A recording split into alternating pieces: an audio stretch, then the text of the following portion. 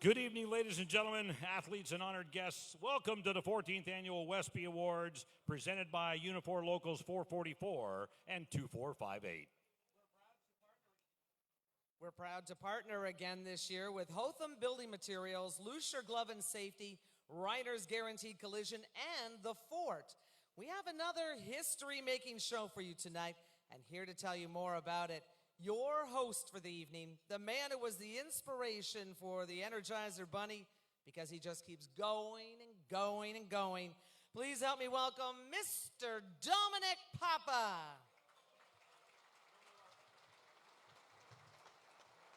Thanks, Patty. Thanks, Mark. Good evening. Welcome to the 14th Annual Wespy Awards, Windsor-Essex Sportspersons of the Year Awards. Thank you for the wonderful support here tonight. I know you are all here to see me, right? Am I wrong? Oh, there's that other guy that's in the room tonight, right? Sean's here. Nick's representative. He's here. That's right. Anyways, we do have a great show for you tonight. I'll just give you the rundown. Of course, we're going to give out a lot of special awards. I think in total we're going to give out 34 trophies here tonight. And we have the best of the best in Windsor and Essex County here tonight. The best athletes, the best coaches, the best teams. No question about it. We're fortunate in our area, and I got to talk to Nick today about Windsor and Essex County sports, and I told him, how good our city is. Despite not being one of the bigger cities, we are the best city when it comes to sports, and it's because of people that, like yourselves that are here tonight, that make it best. There's a lot of great support in our city. We've got tremendous programs for our athletes to participate in, and we've got great coaching. A lot of great coaches are here tonight, and it just keeps rolling, and the Wespys keep rolling, and certainly it's grown to this. I could remember in our first year, 14 years ago, when we had Mr. Pete Rose as our speaker, and I almost had a nervous breakdown. I didn't know how this thing was going to work, and we had about, I think, 230 people here, and, it's just come to this. We're over 630 people here tonight. What an accomplishment.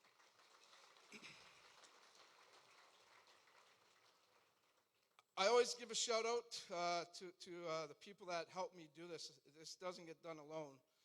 I have tremendous support. If you look in the program, you'll see some of the names. And also there's a group in the back. I think they're at table 60, the selection committee. You guys at table 60 back there? Stand up. The selection committee guys. Stand up. Stand up. Don't be shy. They put in months and months. They actually start arguing with each other. They fight with each other. But they get it down to this list here tonight of 3 nominees. And they also get the winner. And it's tough. It's tough, folks. This is not an easy sports area to find the top 3 and try to find one winner, because they're all great. And we say it every year. If you make it to the final 3, you have accomplished something. So be proud of yourselves. Win or lose here tonight. There's no losers. Everybody's a winner that's here tonight. So congratulations to making it this far. I'm not going to talk too much, because I know we got to get a lot of work done here tonight. But again, I just want to say thank you to all of the partners that are here tonight.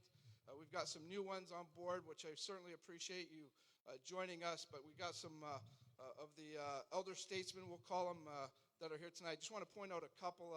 The folks from Unifor, Mike Dagnello's here tonight. Stand up, Mike. Unifor, they've been with us from day one. Day one, they started supporting us, and they've been consistent every year. Richard Poliani, right here. Stuart Fisher and Associates. Stand up, Richard. Stand up.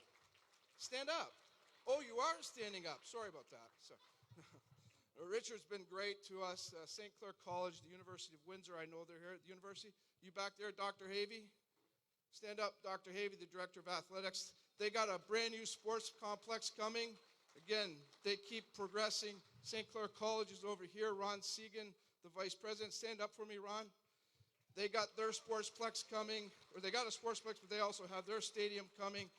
That's why we're the best. It's people like them that keep this going. That's why we're the best in the country, bar none.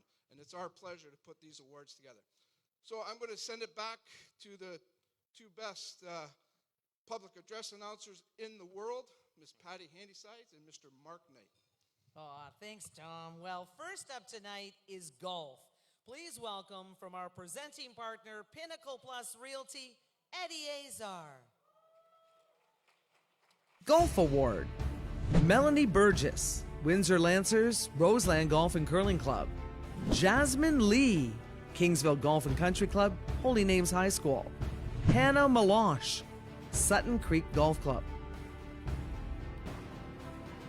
Golf nominees male: Curtis Hughes, Beach Grove Golf and Country Club; Luke Warnock, Essex Golf and Country Club; Sean Sarah, Essex Golf and Country Club.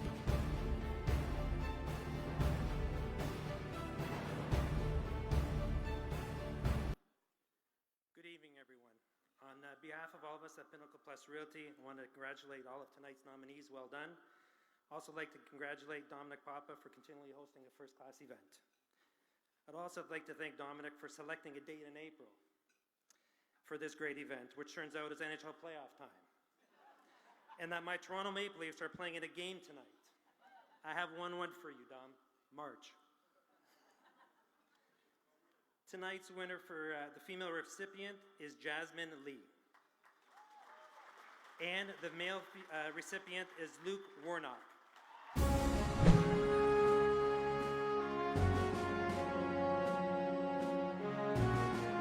Jasmine finished in the top 5 all year. She was tied for 21st at the Canadian Championships in Beach Grove and has recently committed to Northern Illinois University. Luke's string of top 3 finishes is really impressive. He won the 2018 Jameson Golf Tour and shot a hole-in-one at the Junior Championship. He is also committed to Northern Illinois University. Jasmine Lee and Luke Warnock, golf 14th Annual Wespy Award recipients.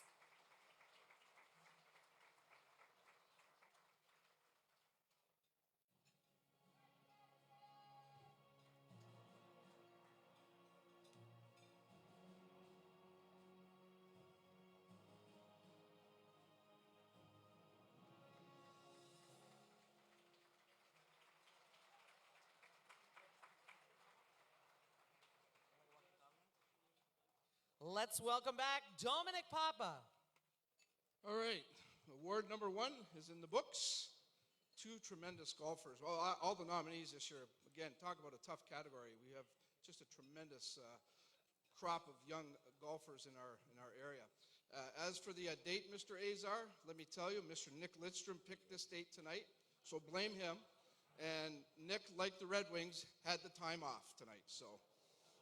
Whoa, Red Wing fan is going, Nick, I'm sorry. If you were playing, you'd probably still be in the playoffs, so maybe you need to come out of retirement. So anyways, we have, again, a lot of awards, so I want to keep it going.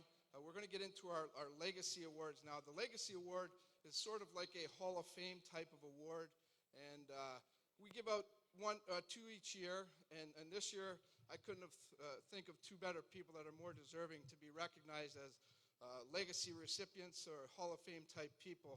And unfortunately, one of them is not with us tonight. She had planned a trip before she realized or knew that she was going to be the legacy recipient. So she's not with us, but the other gentleman is here tonight. So I think we're going to ask Mike Dagnello to come up, and Mark, you're going to present the first legacy recipient. This year's Female Legacy Award recipient is Rosemary Smith. Good evening, everyone, and congratulations to all the 2019 Wespy nominees and recipients. I am very honored to be receiving this year's Legacy Award, especially alongside my fellow Saint and longtime friend, Jerry Service. Congratulations, pal.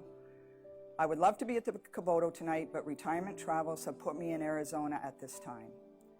Receiving this award has allowed me to look back at where I got my start and how sports shaped my life. I am from Charing Cross, a small Kent County village, and attended Merlin District High School. As a kid, I never had the opportunity to play organized sports. Once I got to high school and had the taste of what sport was all about, I knew I had found my passion. thanks largely to my phys ed teachers and coaches. Soon it was time to pick a university. My grade 13 PE teacher was a Windsor grad and volleyball team alumnus, so that had a big impact on me. But on any given day, it was a toss-up between attending Western or Windsor. When the final decision had to be made, I chose Windsor, which has been my home ever since. Once there, I don't know how I had the nerve, but I went to the volleyball team tryouts. It was there that I met my future mentor, Coach Marge Holman. Somehow, I made the team, as there were only 2 rookies added to the roster that season. And in that one decision, my career path started to form.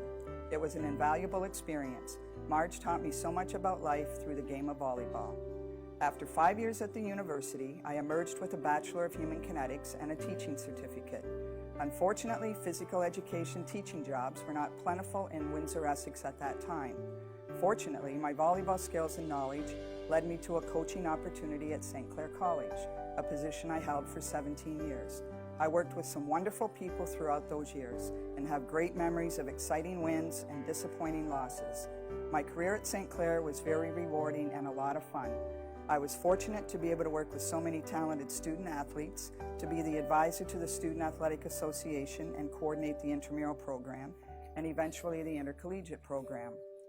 After many years at the college, life presented an opportunity to move on, and I was able to obtain a teaching position with the Greater Essex County District School Board. I was able to realize my dream of becoming a high school phys ed teacher.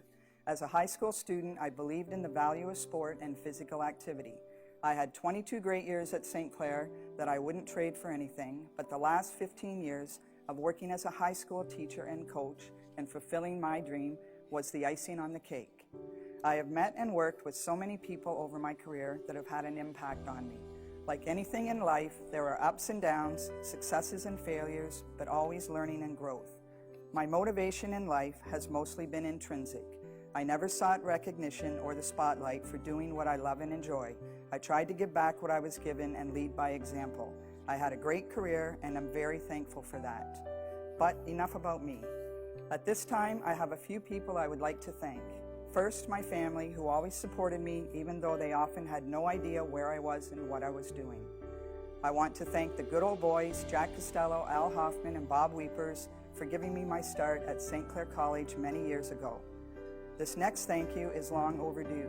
I want to sincerely thank Marge Holman for taking a chance on a very shy, introverted, small-town girl some 45 years ago.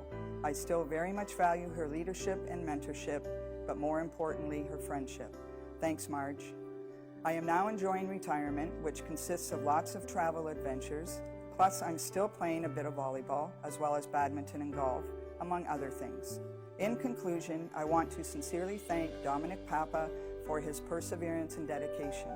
Thanks to the Wespy organization for this wonderful honor. I feel very blessed to be recognized for my contribution to sport in my community of Windsor, Essex. Thank you, everyone, and have a great evening. Please welcome from our presenting partners, Uniform Locals 444 and 2458, Mike Dagnolo, and accepting the award for this year's Female Legacy Award recipient, her nephew, Jeff Chittum.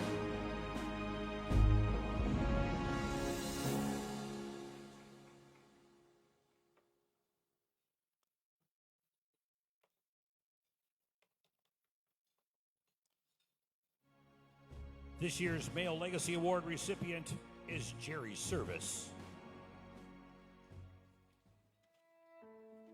Good evening, everyone, and first off, I'd like to congratulate the nominees for the award, for the Wespy Award. It's a great honor to be selected for the Wespy Legacy Award. Community involvement has always been important to me and to give back in some way. Volunteers and sports coaches are vital in all community organizations. Over the years, I have volunteered coaching in minor hockey, Little League baseball, T-ball in South Windsor, and later at college hockey. I come from a family out west in Moose Jaw, Saskatchewan, where I grew up and started playing hockey at the age of 6. At that time, the fellow that controlled the minor hockey out there was a guy named George Guthrie, and we used to have to pay 10 cents every Saturday morning to play in the old Moose Jaw Arena. most of my hockey as a young boy was played in the outdoor arenas. Wherever we could find a piece of ice to skate on, that's where we played. I followed my grandfather, my uncle, and my brother, and now my son involved with the sports. As a player, pro hockey provided me with a living, not as much as the National League players get today, of course, but along with playing and working at my trade, I supported myself and eventually moved to Windsor and raised a family. I was fortunate to obtain various positions in playing and coaching in the area, and at the time in my life, St. Clair College provided me with a challenge that I was looking for. In early 1970, Ontario colleges were built and they started to develop sports programs. Dr. Quinton, who was St. Clair College president at the time, had a passion for sports, and in 1976, the previous coach, Jack Costello, offered me the coaching position at the St. Clair Saint hockey team.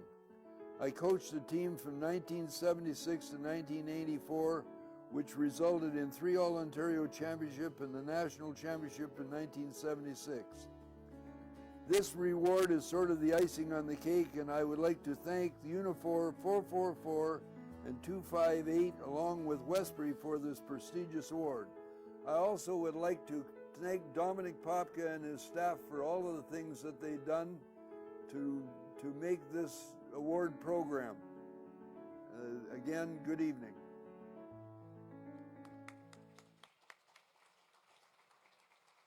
Please welcome from our presenting partners group, Jim Lucier from Lucier. And Reiner from Reiner's Guaranteed Collision, Charlie Hotham from Hotham Building Supplies, and Lily, Ollie, and Luke, the Fort in Amherstburg. And this year's Legacy Award recipient, Jerry Service.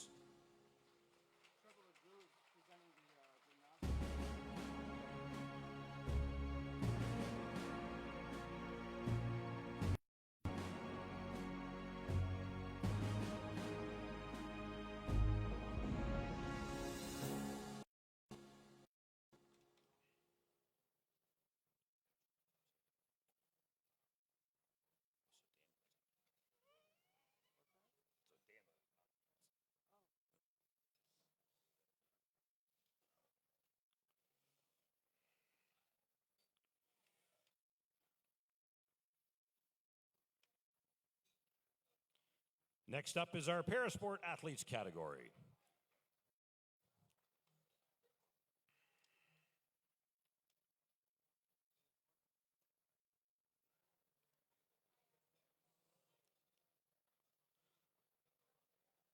Please welcome from our presenting partner, Windsor-Essex Catholic District School Board, Stephen Fields. Parasport Athletics Award. Corbin Watson, Essex Kent Ice Bullets, Sledge Hockey Canada. Julia Lane, Windsor Aquatic Club. Matthew Debley, Wheelchair Rugby Canada. Thanks very much, Patty. At the Windsor-Essex Catholic District School Board, inclusion is a essential part of everything that we do, making sure that every student, regardless of their level of ability, has the opportunity to participate in everything that our board does is a top priority for us. So when Dominic asked us which award we wanted to sponsor, the Parasport Athlete Award was a bit of a no-brainer for us. So on behalf of our board, I'm very pleased to announce that Corbin Watson is the recipient of this year's Parasport Athlete Award.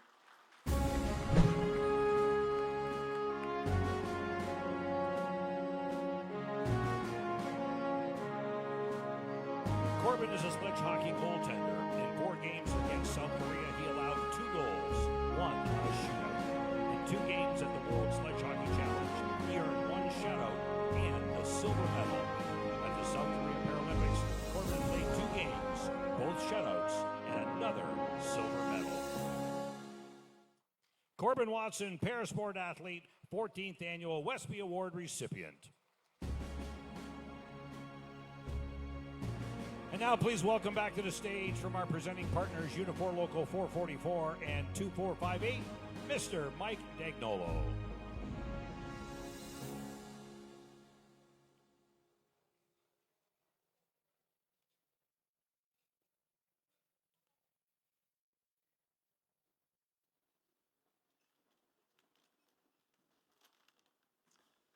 Good evening, everyone.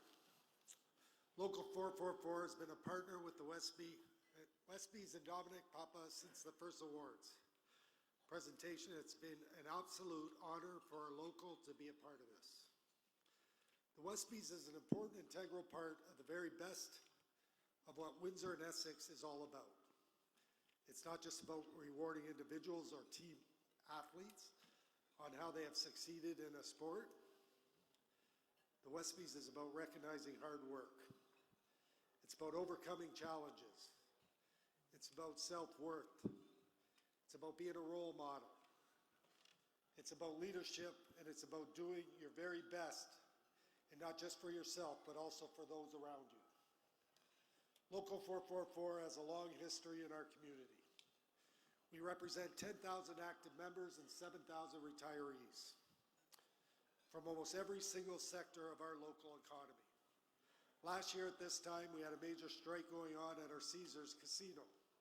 2,500 workers and one of the most significant employers in our community were not working and shut down. We worked diligently to resolve our differences, eventually found a resolve that put our members and Caesars back to work, doing what they do better than anyone, and that's providing great entertainment option with superior service. Now, a year later, we face another challenge, and so far we don't see any easy solution. As everyone here probably knows, we recently were notified that FCA intends to eliminate a third shift at the Windsor Assembly Plant. If we are unable to change the course of this announcement, thousands of families will be negatively affected in our community. I don't raise this to be a downer on such a great night. I raise it because our union, with the strength of our union membership, will overcome this challenge, much like the challenges our honored athletes have done. We will rise above and overcome, just like our athletes have tonight. On behalf of Local 444's executive leadership and all our entire membership, congratulations to the Wespys, to all the athletes that come out of and represent Windsor and Essex County, and most importantly here at the Wespys, congratulations to all the nominees and award winners tonight. Thank you, everyone. We are very appreciative to all the athletes attending tonight's ceremony, some who have come from a long distance or who have here. Thank you for making the 14th Annual Wespy Awards the premier awards show in Windsor, Essex. We'll be right back to the 14th Annual Wespy Awards, sponsored in part by the University of Windsor, Unifor Locals 444 and 2458, Forget-Me-Not Flower Boutique, and Scotiabank.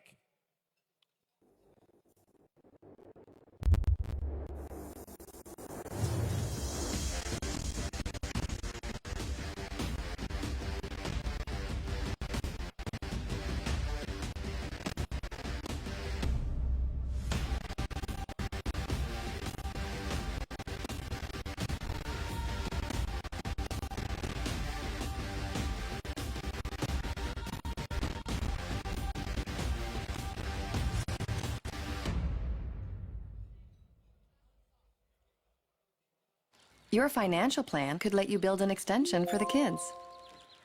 Or it could let you visit them for the summer. However your life changes, your IG Living plan changes with you. IG Wealth Management. I want to understand why. I want this to be perfect. I want to be inspired. I want to be challenged. No matter the reason, our passion to learn brought us here.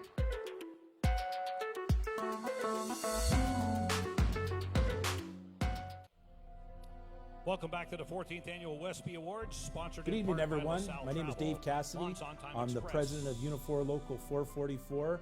Unfortunately, I can't be with you tonight at this wonderful event, but you know, we've been with the Wespy Awards since its inception in the last half dozen years or so. Been the presenting sponsor, and that's something we take a lot of pride in, to be involved in our community. You know, just down the road we have the Windsor Assembly Plant, and also Caesars Windsor, two of the crown jewels of Windsor. You know, we're going through a little bit of turbulent times there in Windsor Assembly Plant, but just like the athletes, we're tough, we're resilient, we'll get through it. You know, with the support we've had from our community, our governments, we will come through this collectively. I just, you know, want to give a shout out to Dom and his crew. It's been wonderful being part of the Wespy Awards. I'm sure tonight is no different. Nicholas Lindstrom from the Motor City. Well, you're in the Motor City tonight, Nicholas, and thank you for being our guest here tonight. It's wonderful that we have a Detroit Red Wing alumni. It's just wonderful, and welcome to Windsor, Ontario. But more importantly, this night is about the athletes from Windsor and Essex County. You know, the nominees, I wish you all well. The people that get the awards, congratulations to you. And I just want to wish everybody a wonderful evening. Take care, be safe, and congratulations to everybody. Welcome back to the 14th Annual Wespy Awards, sponsored in part by LaSalle Travel, Mont's On Time Express, McTagg Law Firm, and Ironworkers Union Local 700. Now, please welcome to the stage from our presenting partner, Reiner's Guaranteed Collision, Max McCall and Mallory Reiner.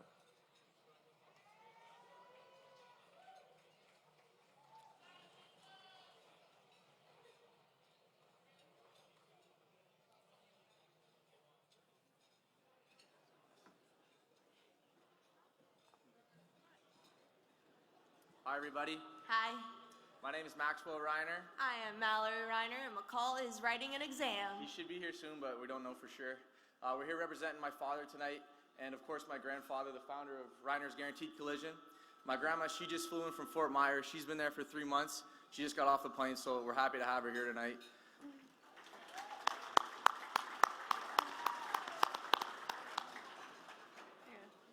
So we're just so happy to be a part of such a great community, such a good sports city. Over the years, we've all been a part of it. All three of my siblings, myself, we played travel, high school sports over the years. We've really enjoyed it, being part of such a great place to play sports. Between officials, coaches, teammates, the connections we made over the years, they're really going to take us places in life, and we're so proud to be a part of it. Good job, Max. So congratulations to all the nominees tonight, and good luck to everybody. And now let's welcome back Dominic Papa. All right, we're going to try to speed things up here a little bit. I want to get some hardware out. I want to get some people feeling pretty good. We're going to present a major award next. It's the Ken Dryden Executive of the Year Award. Ken Dryden was, as you know, one of our speakers one year, and we try to give a gift every year to our speaker. Nick, you're getting a gift tonight, so hang on, and hopefully you'll like it. But Ken was really hard to find a gift for. We offered him a few things. No, I don't want that. He didn't want anything. So after he had left, I had called him up, and I said, Ken, can we put the Executive of the Year Award in your name? And he said, yeah, that'd be pretty nice. I'd like that. So that's how we got to name the Executive of the Year, the Ken Dryden Executive of the Year, and we're very proud of it. And we have 3 tremendous candidates this year. We've had, again, people putting on tournaments that bring people to our city, showcase our area, plus our teams get to play in these tournaments, and it's good, high-caliber competition. So those are the people that we usually recognize. It's also people that are working behind the scenes, making decisions for a lot of our programs. I mentioned Mike Havey's here. He's the athletic director. He's got to make decisions. He's one of those type of executives. Ron Segan over at St. Clair, same thing. So we've got a lot of great executives, but we've got 3 outstanding individuals that are up for the Executive of the Year Award. Let's get the nominees out. Please welcome from our presenting partner, Martindale Window and Door, Scott Martindale.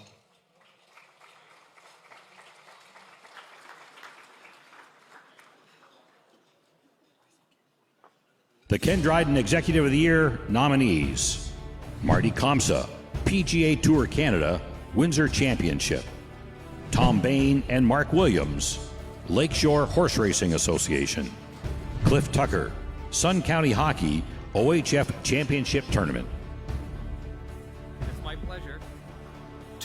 It's my pleasure to introduce Marty Kamsa as the winner of this year's recipient.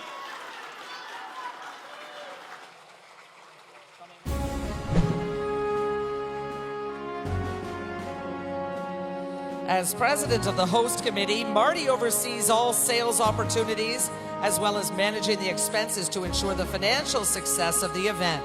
Marty was instrumental in getting the 7 founding partners to support the event from the very beginning.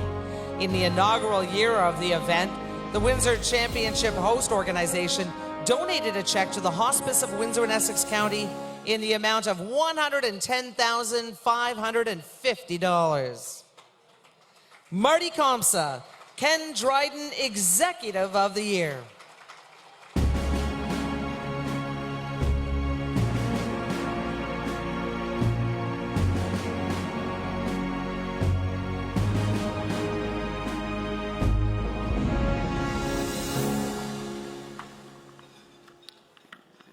Thank you very much. I would like to thank the selection committee for the nomination and, of course, this prestigious award. Dominic and your organizing committee, a job well done. Congratulations. I'm truly honored and humbled to be placed in the same category as Tom Bain and Mark Williams and Cliff Tucker. A round of applause for them, please.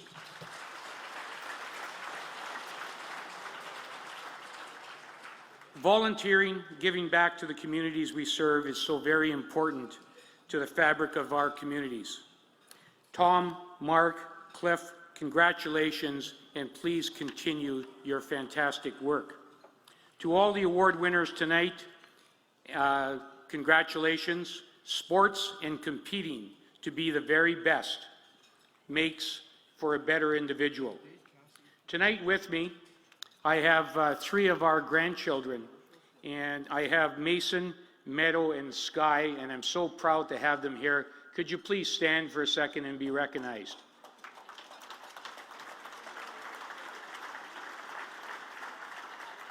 It's all about family. Our 2 sons, Matt and Christian, our daughter-in-law, Catherine, and my wife, Janice, thank you also for being here. Also, I certainly would be remiss if I didn't mention that Nathan, our 3rd son, is looking down upon us tonight from his 18th hole in heaven. We are fortunate to have had an opportunity of bringing the PGA Mackenzie Tour Windsor Championship to the Windsor and Essex County. We were able to provide the players with a championship golf course for them to excel and compete. We were able to provide our sponsors with a chance to be part of a unique offering and an investment in our community. We were able to provide our patrons with an opportunity to witness golf at its finest. And we also were able to provide an economic impact to our community. But probably most important, and the one that got me, was when they asked me if we could raise enough money for a charity in our city. We chose the Hospice of Windsor and Essex County, and that's what I'm most proud of. So thank you to everybody who participated. There's 2 individuals in the room tonight that also should be recognized. Adam Wagner and Ryan Robillard from Ambassador Golf Club. They do an amazing job behind the scenes in the operational side of our event. I think they're over on the right-hand side. Please stand and be recognized, Ryan and Adam.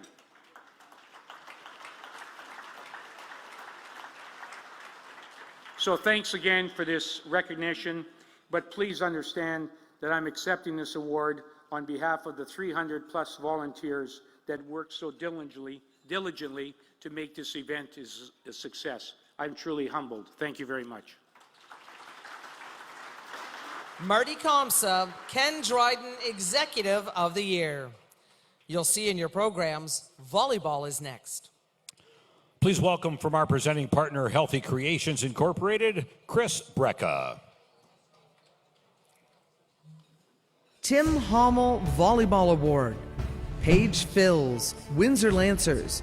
Kaylee Parker, Riverside Secondary School Sky Volleyball Club. Ali Winnick, Maranatha Christian Academy, South County Volleyball Club. Tim Hommel Volleyball Award, male nominees: John Moat, Windsor Lancers; Pierce Johnson, Windsor Lancers; Chad Kristolovich, Sandwich Secondary School Sky Volleyball Club.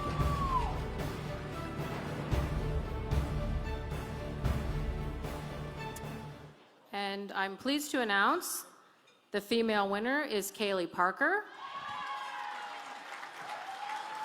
And the male recipient is John Moat.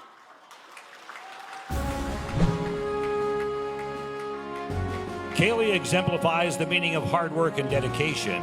She won a city championship with Riverside, earned 2 silver medals at the East Coast Championships, and trained with the Ontario Elite.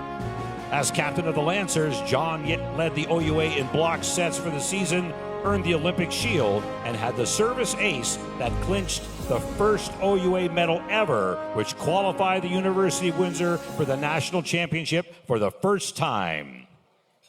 Kaylee is on a full-ride scholarship at the University of Connecticut. Accepting the award is her father, Sean.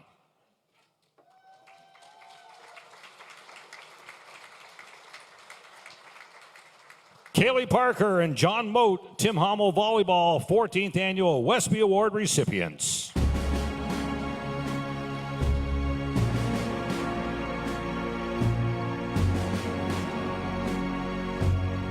Let's check back in with Dom. All right, good stuff. Great volleyball. The other night we did the Windsor Adult Mixed Volleyball League, our production studio, and a lot of ex-Lancers and St. Clair College players were playing, so it continues on, and you should have seen the volleyball that was played there. It was unbelievable. So great volleyball. We've got 2 great volleyball programs in the college here, our high school level, again, just outstanding. So tough award, no question about it. We're going to get into another, what we call a major award. And again, this is you heard Mr. Comsa talk about people working behind the scenes. These are volunteers. It's our Nobby Knutson Volunteer of the Year Award.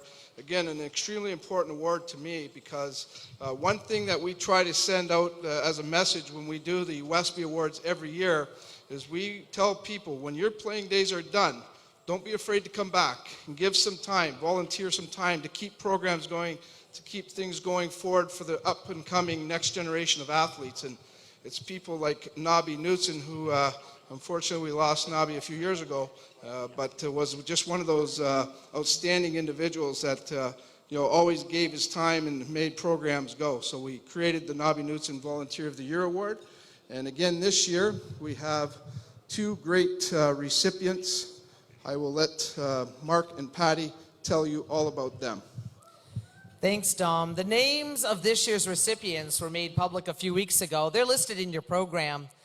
This year's Female Volunteer of the Year is Stacy Ditchfield of St. Anne's Secondary School. I'd like to take the opportunity this evening to thank both the Wespy Organization and Selection Committee for this prestigious award. I am truly humbled and honored to be nominated and to have won this award, and I thank you. It's a reflection of a lot of time and effort that has been made possible by so many of you who are sitting in this room who know what it entails to compete, and you know what it's like to have to practice, and I'm that person in the background that is making you show up and be the very best that you can be. That being said, I wanted to thank all of you who I've had the opportunity to coach, both at the high school and travel level, Catholic Central and St. Anne's. You have helped formulate me into a better person. I've learned more from you than you will ever know. I have learned to be humbled by loss and to be humble when we win. And I hope that all of the lessons that I've learned from you, that it has just transcended into this amazing, amazing evening. There is a person that is with me this evening who I need to thank, and that is my husband, Rick. Without you, I don't get to invest all of those hours on a field or a court, and I'm so grateful for your love and support because you take the brunt of listening to all the triumphs from me changing formations. You pick up the pieces of paper and you take care of our children. And for that, I thank you. I love you for always supporting me and allowing me to do all of what I like to do. And finally, to all of the nominees and the award winners that are sitting in this room this evening, congratulations to all of you. You're a true reflection of dedication to sport and athletics, and I hope that you invest in giving back to your sport or in time, because you are definitely the ambassadors, and it is such a wonderful evening. Congratulations to all of you, and have a great evening. And the recipient for Male Volunteer of the Year, Chris Church of Cardinal Carter Secondary School and the Essex Ravens. How's my hair? I just got in from baseball practice, so it's all good? Yeah, not too bad. So I was under the impression there'd be some sort of financial compensation for that. Nothing? You just volunteer? Another volunteer position? Why do you keep doing this? We're rolling. Usually in an award show like this, it's customary to thank the other nominees. I think in a situation like this, it's probably more appropriate to thank the players that the nominees either taught, helped, pushed, encouraged, mentored, paid for, picked up, dropped off, yelled at, babied, babysat, or just all around coached, because they're the real winners here. And if I've ever had the opportunity to teach or encourage or mentor or help or yell at you or baby you or babysit you, or if I've ever picked you up or dropped you off, you need to thank my wife, because without her love and encouragement, none of this stuff would have been possible, and I wouldn't have been able to help you. And I would like to challenge each and every nominee and award winner here tonight, because somewhere along the line, someone taught or pushed or helped or encouraged or mentored or paid for you or picked you up or dropped you off, babysat you, yelled at you, babied you, or just all around coached you. Because you wouldn't be here without somebody like that. So each and every one of you has an obligation to thank that person. And the best way to thank them is to go out and volunteer. It's the easiest thing to do. All you got to do is show up. I'd like to thank everyone for this award tonight. It's a tremendous honor. And I'd like to thank the committee and to whoever nominated me. I'm really humbled by this experience. Well, I got baseball practice. I got to go. Please welcome from our presenting partner, Hogan's Printing and The Dugout, Nick Quim. The Nobby Knudsen Female and Male Volunteer of the Year recipients, Stacy Ditchfield and Chris Church.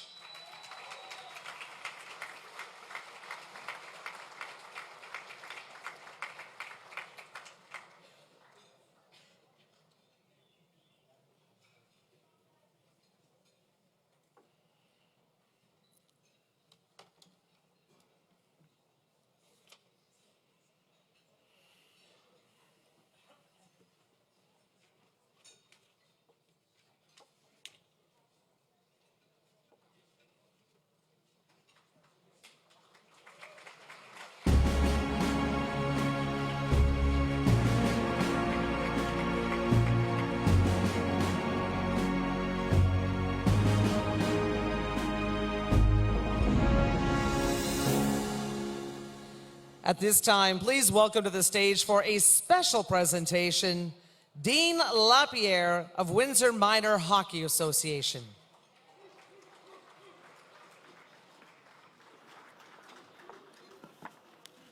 Good evening, thank you. Thank you to Don for letting us present this award every year at this great event.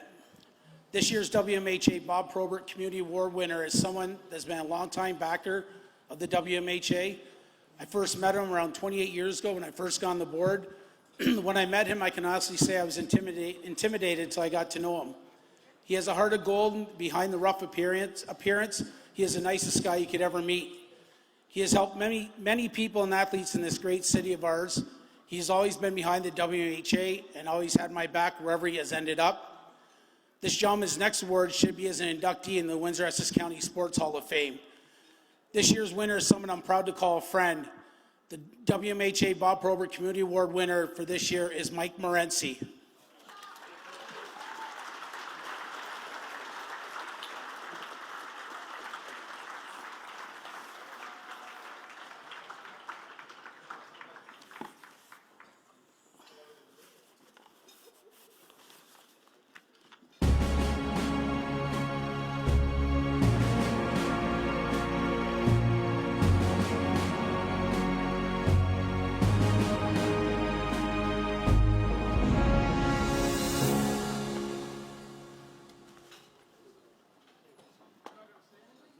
Next up is the John Ferguson Circle of Seven Horsemen of the Year.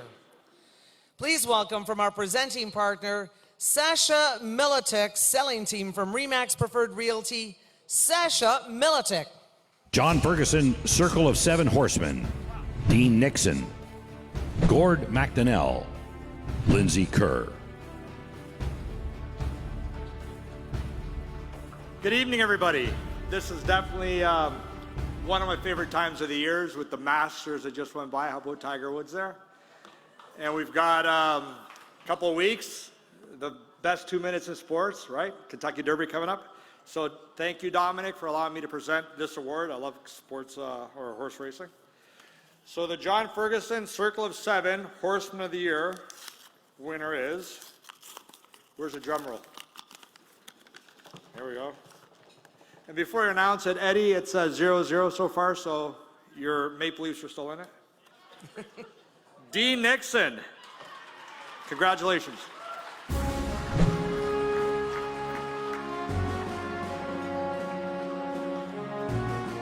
He trained horses to purse earnings of over $840,000 in 2018, with 429 races in Ontario that finished second 66 times and third 66 times, and 85 wins, the ninth most wins of any trainer in Canada, averaging .334. Dean Nixon, John Ferguson, Circle of Seven, Horseman of the Year.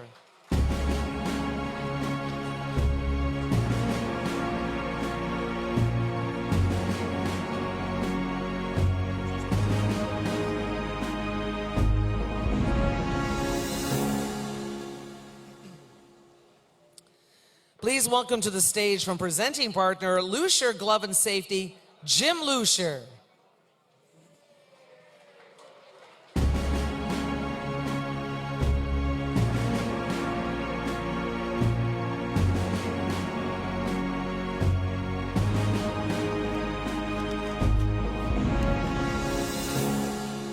This is where I say my speech, Dahmer? Yeah, I'm good. All right, gotta get the page right here. So if it's wrong, your brother Nino wrote this for me. So if it's bad, it's Nino's fault. I am. First of all, I would like to congratulate all the nominees tonight at the Wespy Awards. I'd also like to thank Nick Lindstrom for making his trip down to Windsor, and for Dom giving us the opportunity to have all these people here tonight.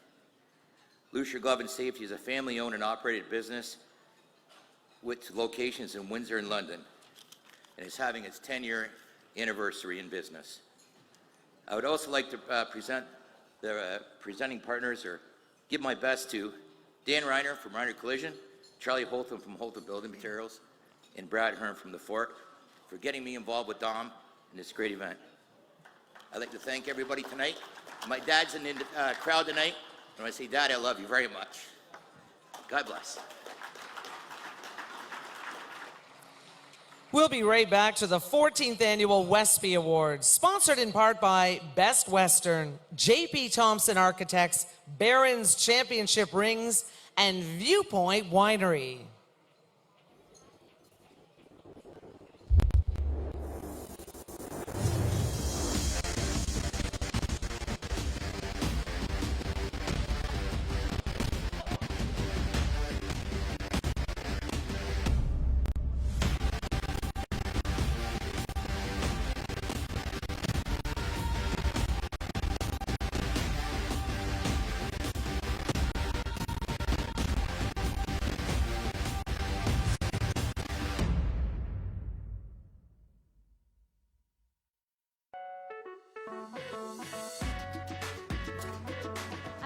understand why.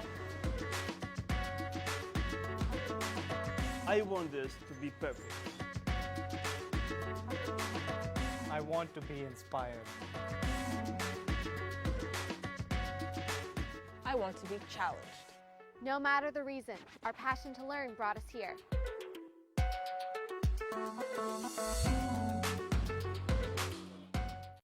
Life is always changing.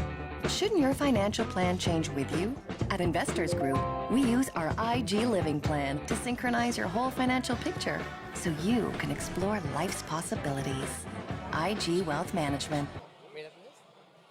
Welcome back to the 14th Annual Wespy Awards, sponsored in part by St. Clair College, Penalty Box Restaurant, Stuart Fisher and Associates, and Martindale Window and Door. Please welcome to the stage from presenting partner, Hotham Building Materials, Charlie Hotham.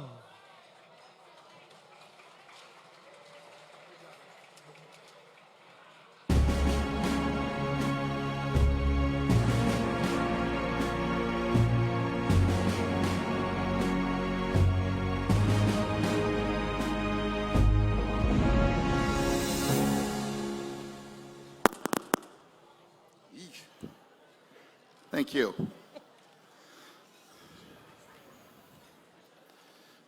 It's an absolute privilege to be part of the Wespy Awards. We owe a lot of gratitude and thanks to Dominic Papa and all his work that goes into this event year after year after year. Dominic, thank you from the community.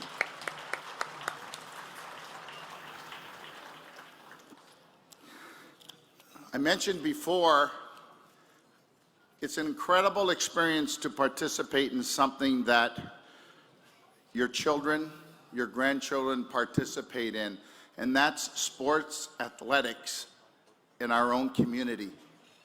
I was fortunate enough to play lots of sports when I was young. It molded me to the person I am today. It's molded many people that are here tonight that have been nominated for awards.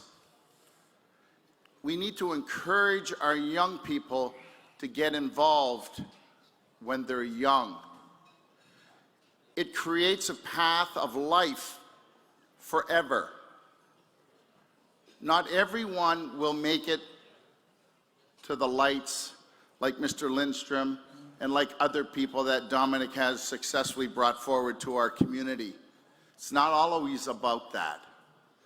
It's about creating relationships.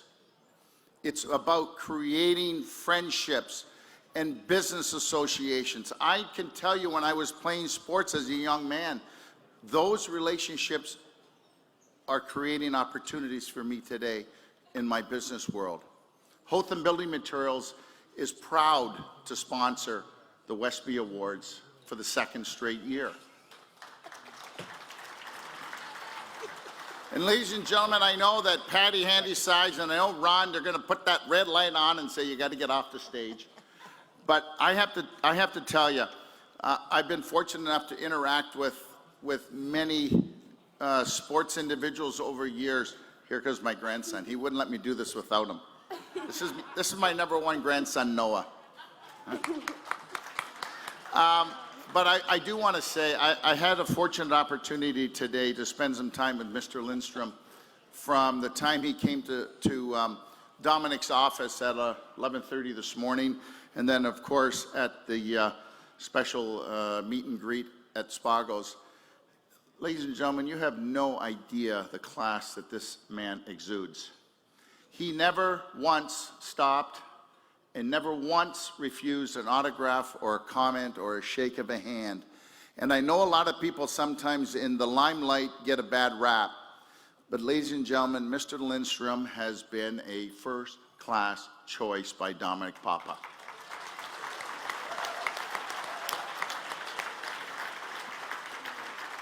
So Dominic, from the standpoint of resident of our community, somebody that has participated locally in sports, and my grandson plays hockey and baseball and soccer, and I want to say that I was proud to be a member of different organizations in this community, and I encourage everyone to get their children involved with sports. It pays dividends over and over again. Thank you, Dominic, for all you do for our sports community. And best of luck to all the recipients and nominees tonight.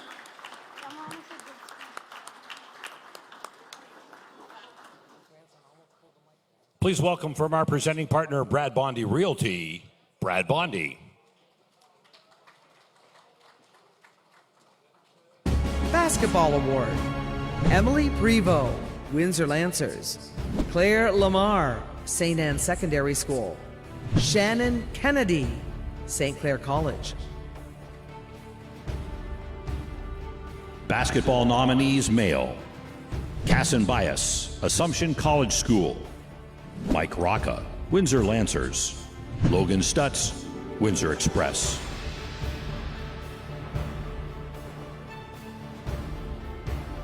Folks, on behalf of Team Brad Bondy and the rest of my team back working right now, just want to thank Dominic and everybody the opportunity to give out an award here. But before I do that, thanks Charlie, what you said about Nick. And this guy's played 20 years, guys, in the NHL, 7 Norris trophies, 4 Stanley Cups. My wife thinks I have a man crush on him. I don't, but I love you. Anyway, here's the winners. Congratulations. For the female recipient, Emily Prevost. And the male recipient, Mike Rocca. She was last year's winner and a fifth-year forward of the University of Windsor, a first-team OUA All-Star, averaged a double-double for the 2017-2018 season, an academic All-Canadian, and in the final home game, she broke the all-time Lancer rebound record previously owned by the great Jessica Clemenson. As a fifth-year player at the U, Mike was captain and leader of the team. He earned the DeMarco Award, the Richard Petty Leadership Award, and the Ken Shields Award, a national award given to only one male and one female in the country. Emily is in Montreal writing her master's. Accepting the award is Elisa Mitten. Emily Prevost and Mike Rocca, basketball 14th annual Wespy Award recipients. Football is our next category. Please welcome from our presenting partner, Penalty Box Restaurant, Van Nifris and Leona Fracas.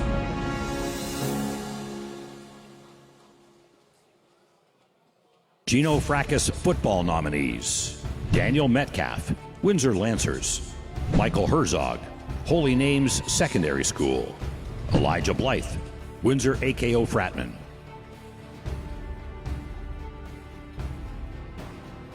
Good evening, everybody.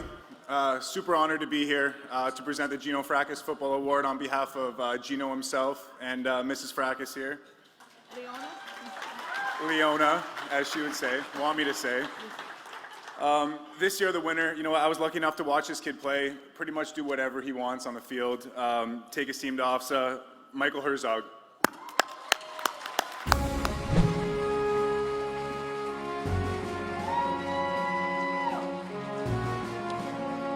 Michael was the WEXA offensive MVP and team MVP. He had 24 carries at SWASA for 273 yards and 2 touchdowns, 20 carries at OFSA for 235 yards and 3 touchdowns, and was OFSA champion. He was Royal Arcanium Award nominee and won the Student Athlete Award for Holy Names High School. Michael Herzog, Gino Fracas Football, 14th Annual Wespy Award recipient.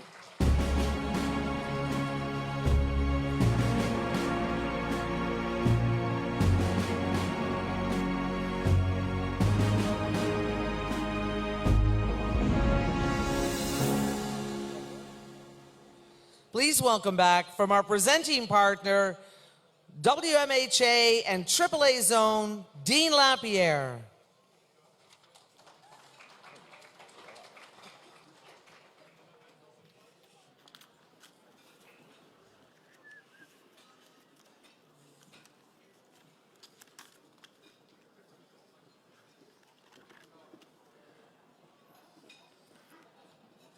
The nominees for Mickey Reynolds Captain's Leadership Award. Pren Duhanai, Windsor AKO Fratman Football. Mickey Reno Captain's Leadership nominees. Pren Duhanai, Windsor AKO Fratman Football. Mike Rocca, Windsor Lancers Basketball. Cassie Nicholas, St. Clair College Soccer. The Mickey Reno Captain of the Year Award goes to Cassie Nicholas.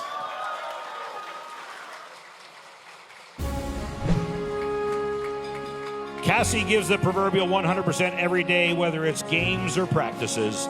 She was the leading scorer this past season and propelled the Saints to the provincial championship.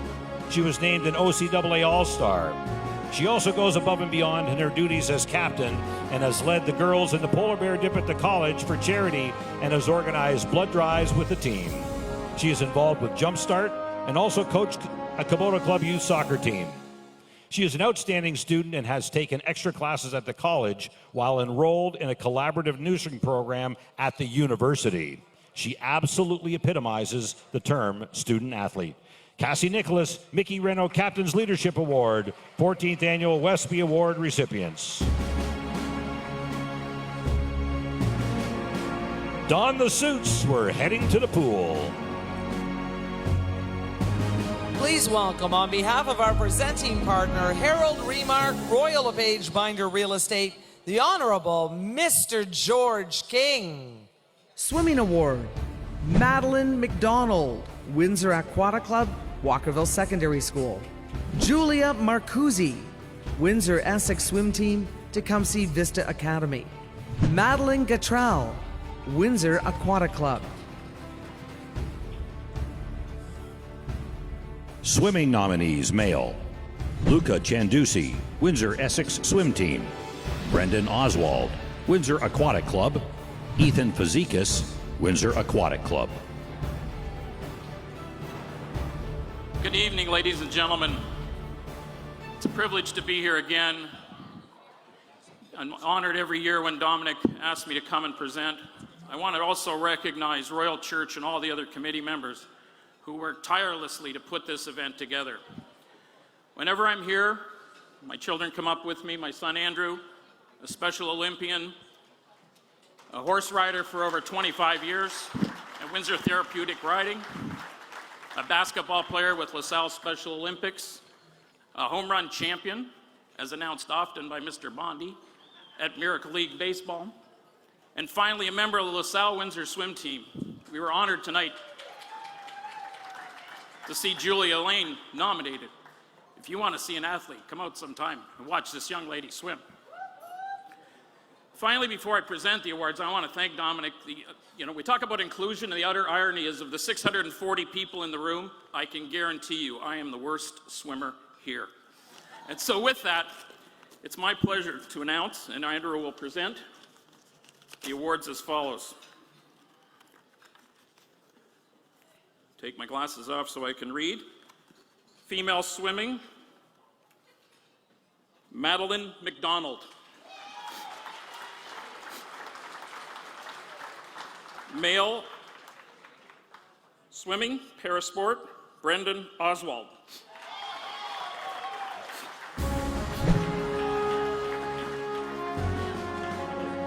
Maddie was best in group last year. She earned an age group award and set 2 individual club records in 100-meter freestyle. Maddie's currently swimming backstroke and relays on a full ride scholarship for the Florida State University Seminoles in Tallahassee, Florida. A grade 11 student at Sandwich, Brendan won 8 medals at the Ontario Championships, at the Eastern Canadian Championships, 3 more medals, and at Nationals he had 3 top 10 finishes as a 16-year-old swimming in the 18-year-old age group. He currently holds over 40 individual and relay Windsor Aquatic Club records. Maddie is away at college in Florida. Accepting is her coach, Mike McWaugh. Maddie McDonald and Brendan Oswald, swimming, 14th Annual Wespy Award recipients.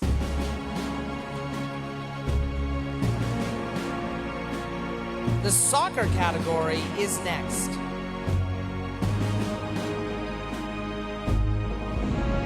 Representing our presenting partner, MBSP Accounting, please welcome Mike Roberts. Soccer Award. Cassie Nicholas, St. Clair College. Emma Collins, St. Anne's Secondary School.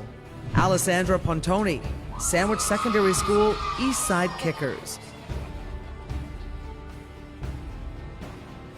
Soccer Award, male nominees, Paul DeMeo, Holy Names Secondary School, Windsor TFC U18.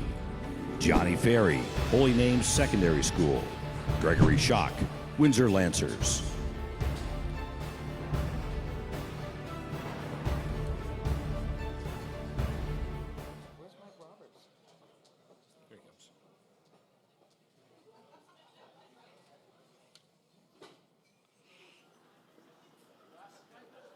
Yeah, no, I got my glasses on. Nominees for the Soccer Awards for the Wespys this year. The winners, pardon me. We know who the nominees are. The female award goes to Alessandra Pontini.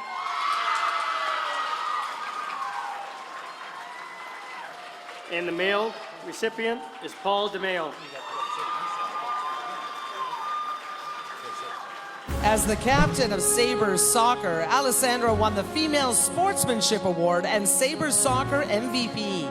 As the captain at Eastside, her team placed third in the league. She was first team All-City and has a full ride scholarship to UDM starting in September. Paul was Wexa Senior Boys MVP, first team All-City, and Holy Names captain. He's top goal scorer in OYSL L1 Under-18 with 30 goals in 15 games. He captained Windsor TFC Under-18 to first place in the top league in Ontario, started 2 games for the University of Windsor, and was the recipient of the Hodgray Award.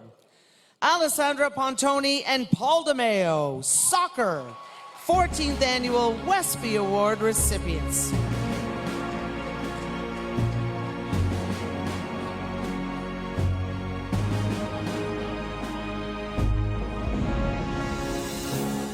Let's continue on with the wrestling category. Before we get to wrestling, I just want to remind everybody that the 50-50 tickets are on sale throughout the evening, and please help to support the Windsor-Essex Sports Foundation. Please welcome from our presenting partner, Barron's Championship Rings, Peter Canis and Drina Barron-Zinnick. Wrestling Award. Virginie Gascon, Lesueur Wrestling Club. Ella Dornart, Sandwich Secondary School, Windsor Wrestling Club. Kaylee Prieur, Lesueur Wrestling Club. Wrestling nominees male. Gabriel Sementilli, Lesueur Secondary School, Lesueur Wrestling Club. Alex Dufour, Lesueur Secondary School, Lesueur Wrestling Club. Anthony Papilla, Sandwich Secondary School, Windsor Wrestling Club.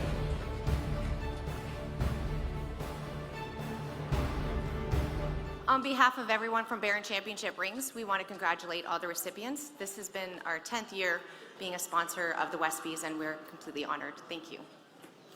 And the winner is? The winners are? You can tell he's my brother. Yep. Female winner, Virginie Gascon. And the male winner, Gabriel Sementilli.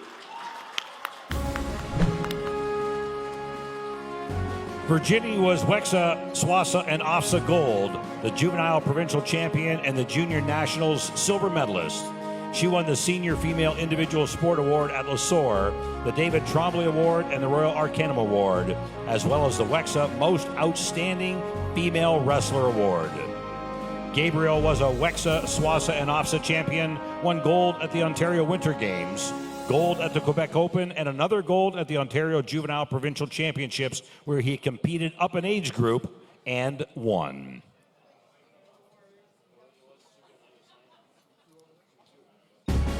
Virginie Gascon and Gabriel Sementilli, wrestling, 14th Annual Wespy Award recipients.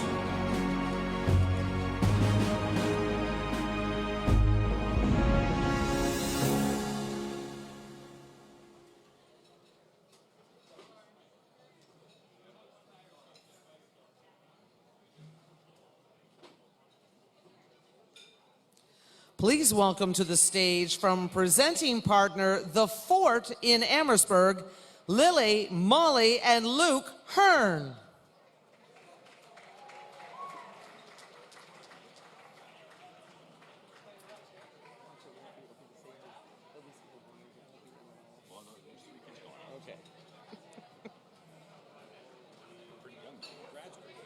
Yeah.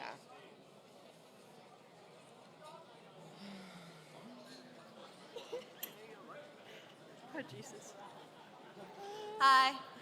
Unfortunately, the owners of the Fort Fun Center in Amherstburg, Brad Hearn and Terry Jones, could not attend tonight. On behalf of them, we have our daughters and my brother, Lily and Luke, and our Molly. Me and Lily and our brother, Luke, have been played sports our whole lives. My brother used to play travel soccer for Kubota Club until he got a PS4 and plays Fortnite nonstop. Me and Lily played competitive volleyball for South County Bandit since grade 7. Our parents, Trish and Brad Hearn, have spent many hours on the road driving me and my siblings to many tournaments down the 401. Sports have a major part of our lives because we enjoy watching and playing them all. The Fort always allows me and my sister to keep practicing and playing volleyball even when the season's over because we have beach volleyball courts. The Fort is a great fun center for all ages. The Fort has bowling, arcade, and laser tag. We even just got a new pizza oven. Come out and enjoy your birthday at the Fort with an amazing party packages. So come out and enjoy some fun times at the Fort with your friends and family. Thank you.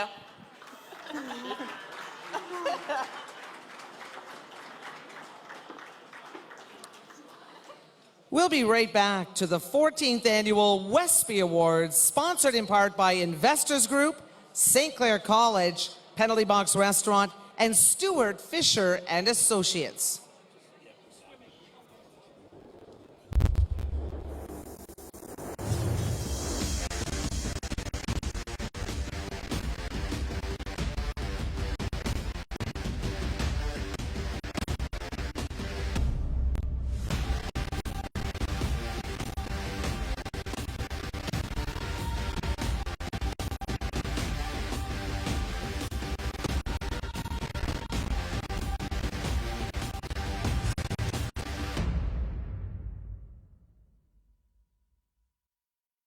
Your financial plan could let you build an extension for the kids.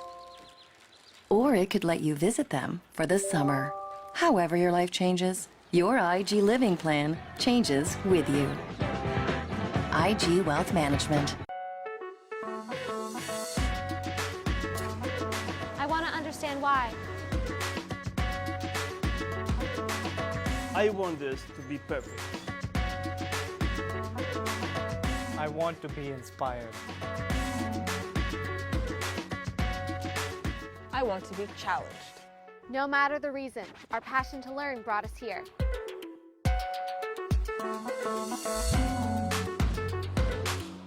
Welcome back to the 14th Annual Wespy Awards, sponsored in part by Iron Workers Local 700, Time Express, Barron's Championship Rings, and Mittag Law Firm. Attention, please. Please welcome to the stage from AM 800, Mr. Steve Bell.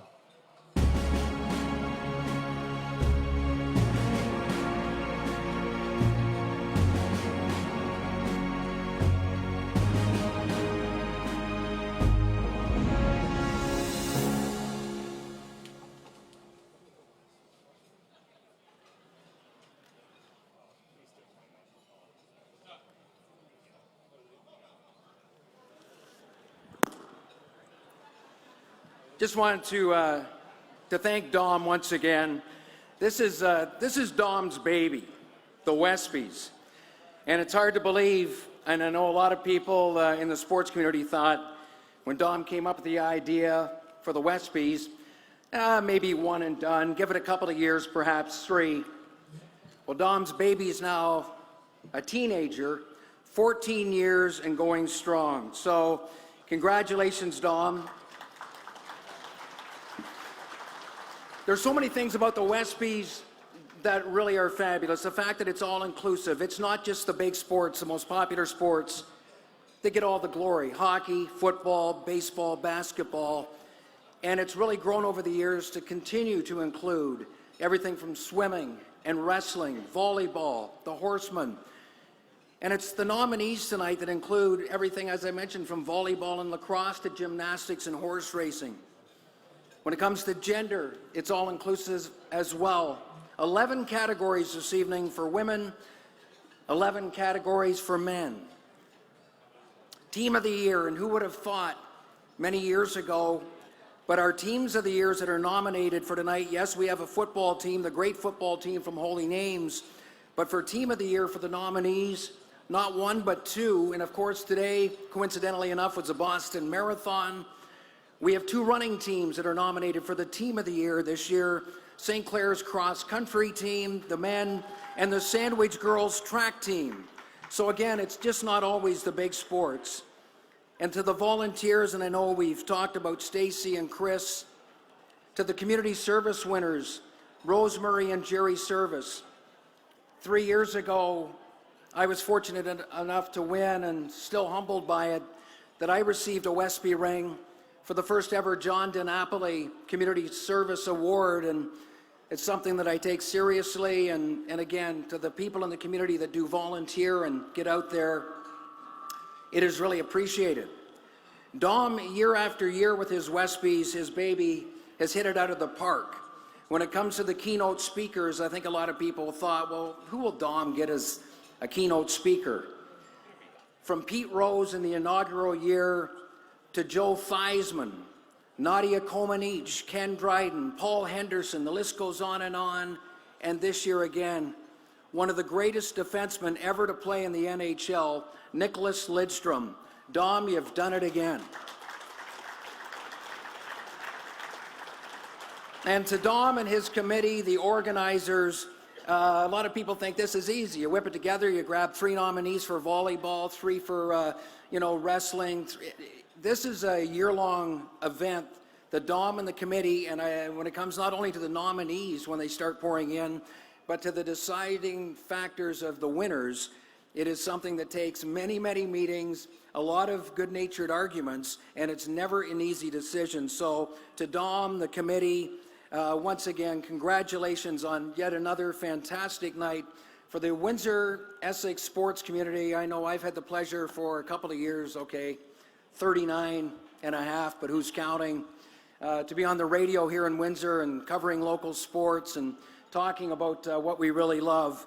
But to Dom to do the work to make this a reality, congratulations. Dom's baby is now, as I mentioned, a teenager, and I think as long as there's sports in Windsor-Essex, long after I'm gone, there'll still be a Wespy's. Congratulations, Dom.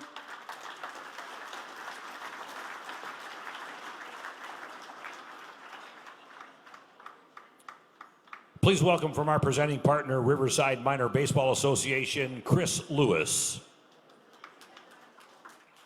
Softball Award. Michaela Rylett, St. Clair College. Megan Lumley, St. Clair College. Brianna Kressler, Windsor Wildcats.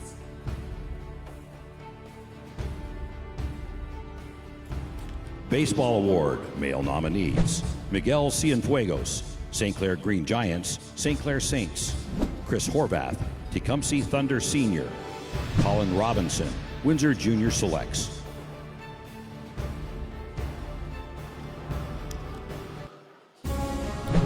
Softball Award. And the female recipient is Michaela Rylett. The male recipient is Miguel Cienfuegos.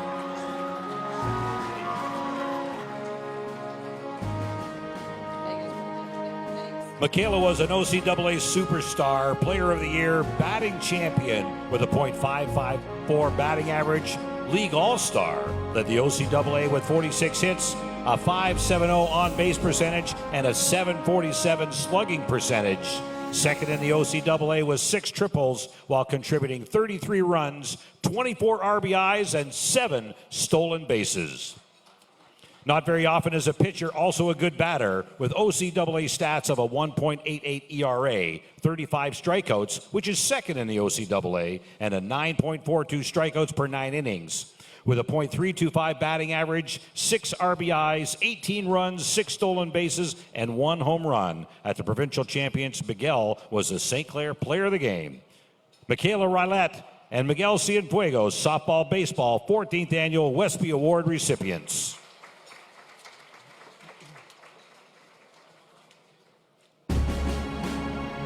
Please welcome back from our presenting partner, Kobodo Club of Windsor, Dennis Segato. Figure skating. Arista Lee, Skating Club LaSalle. Ruby Deemer, South Windsor Skating Club. Allison Schumacher, Riverside Skating Club.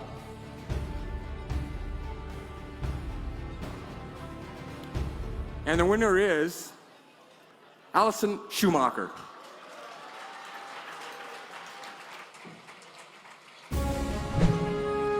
Allison began skating at the age of 4. Last season, she earned the gold medal at both Skate Ontario and Skate Canada. Placed 5th at Nationals and represented Canada on the Junior Grand Prix circuit, competing in Riga, Latvia, and Bolzano, Italy. She currently trains under head coach Lee Barkel and his team in Toronto. Allison Schumacher, figure skating, 14th annual Wespy Award recipient.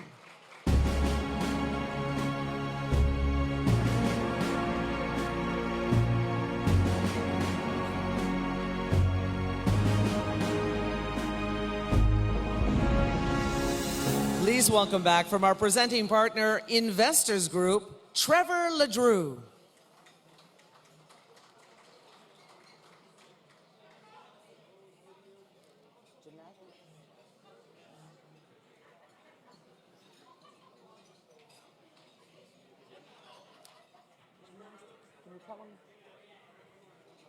Thank you. Ladies and gentlemen, our esteemed guest speaker tonight was born April 28, 1970 in Krylbo, Sweden.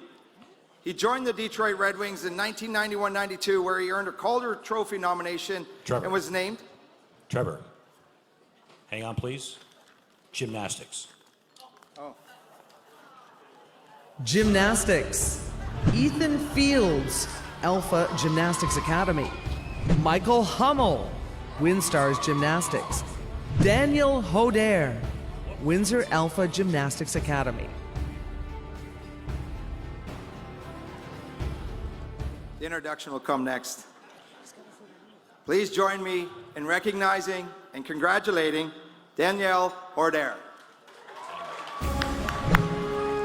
Last year a nominee, this year the winner by placing 2nd, representing Team Ontario with 88 medals total, 38 gold, 24 silver, 24 bronze, and over 133 ribbons. He finished 2nd in the country in rings competition, representing Team Canada. Daniel is an honor roll student who plans to be a physiotherapist. Daniel Hodare, Gymnastics, 14th annual Wespy Award recipient.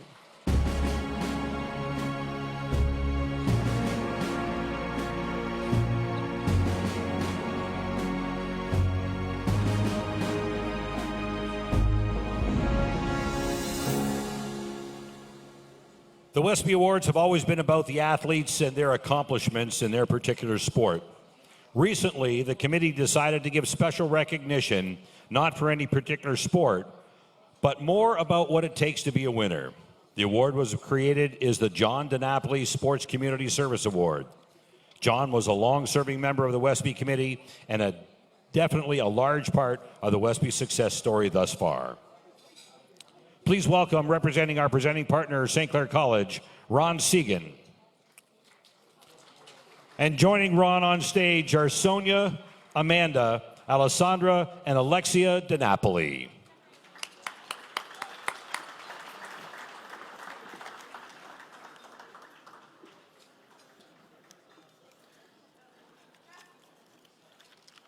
From 1967 to 1974, he was a scout leader at Blessed Sacrament Church on Queen Street in Windsor. From 1987 to 2016, he was actively involved in the Windsor Minor Hockey Association as a coach, a convener. from 1987 to 94, and as president from 1994 to 1998. After his stint as president of Windsor Minor Hockey Association, he went on to coach travel hockey for a number of years. During his time with WMHA, he implemented fair play programs, the STOP program to improve player safety, and in cooperation with the Circle of Seven and the Windsor Lions Club, the Kids Skate for Kids fundraiser to help with improvement at Lansbury Park. About 10 years ago, with friend Pat Perry, he started Assist, putting kids in sports. Since then, the organization has raised more than $100,000 and helped hundreds of kids who wouldn't otherwise get the chance to play hockey, baseball, football, soccer, and squash. About 3 years ago, Mike got involved with the local Sledge Hockey Association, helping them with his expertise on programming and sponsorship.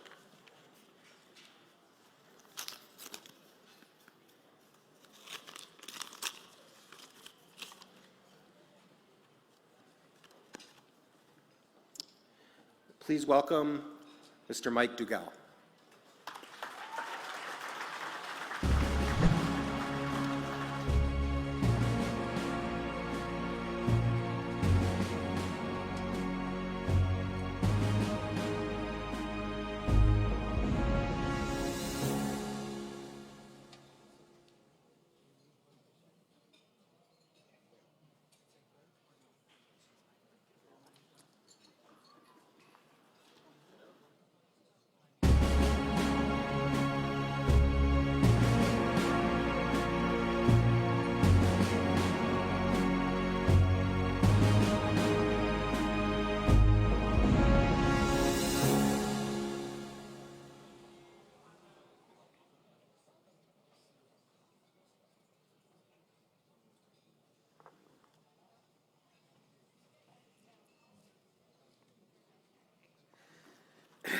Silly question. Somebody asked me if I wanted to talk. My wife said if you stick a quarter in his ear, he'll talk for half an hour. Luckily, she only had a nickel with her today.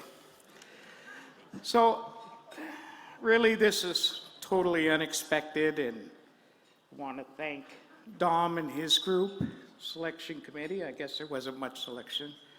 And my good friend, Steve Fields, who I'm not sure if he thought I deserved this award or it would be good publicity for the Assist group. So in any case, Steve, thank you. I want to thank my wife and family who put up with the long hours that I was gone. And in closing, I want to say this. There's hundreds of volunteers out there. Hell, this room's full of them.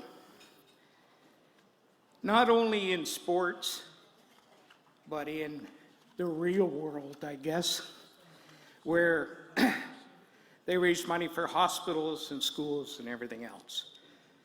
What they do every day affects this community. So,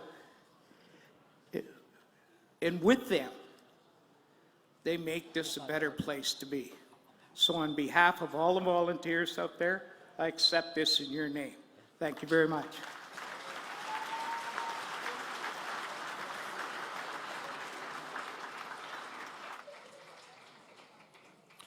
Please welcome from our presenting partner, Mont's On Time Express, Donna Perry. Dennis Fairhall Track and Field Award. Carly Moore, Sandwich Secondary School, Border City Athletics Club. Kelsey Balkwell, Windsor Lancers, Border City Athletics Club. Jasmine Scott Kilgo, Sandwich Secondary School, Border City Athletics Club.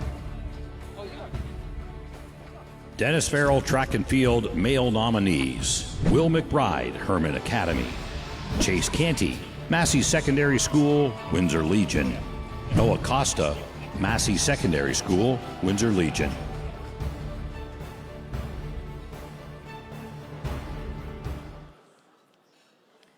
Female winner is Kelsey Bockwell. The male recipient is Noah Costa.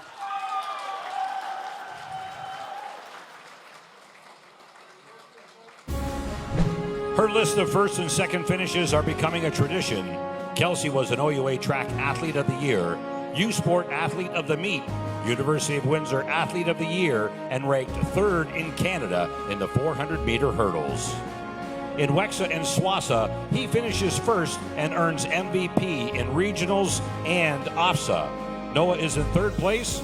He represented Team Canada at the Jamaica Under-18 Invitational and ranked first in Canada in the Under-18 2,000-meter steeplechase. He received the Principal's Award, Best Student Athlete, and Track and Field MVP. Kelsey Bockwell and Noah Costa, the Dennis Farrell Track and Field 14th Annual Wespy Award recipients.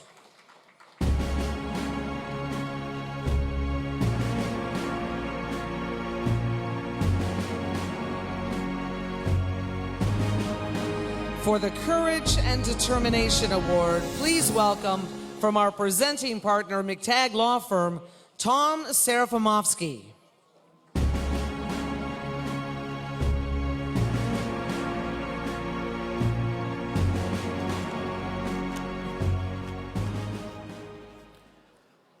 So I'd like to just say that McTagg Law Firm is very proud to continue our long-standing sponsorship of the Courage and Determination Award.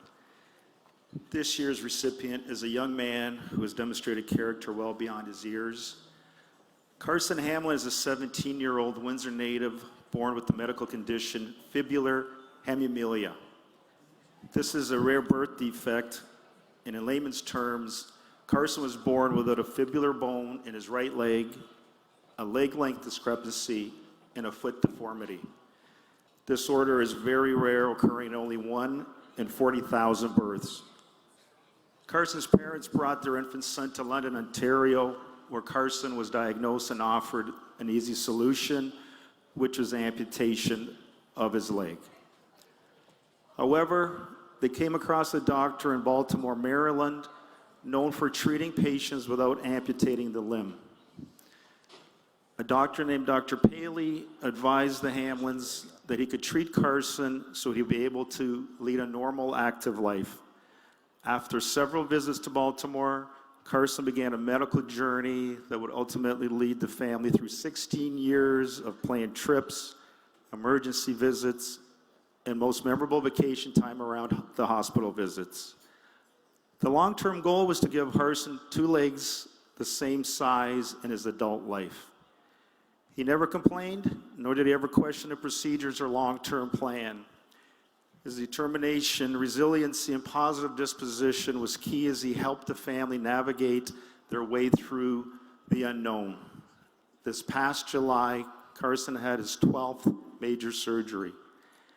Add to that several minor procedures along the way, and you have a young man that is quite familiar with hospitals.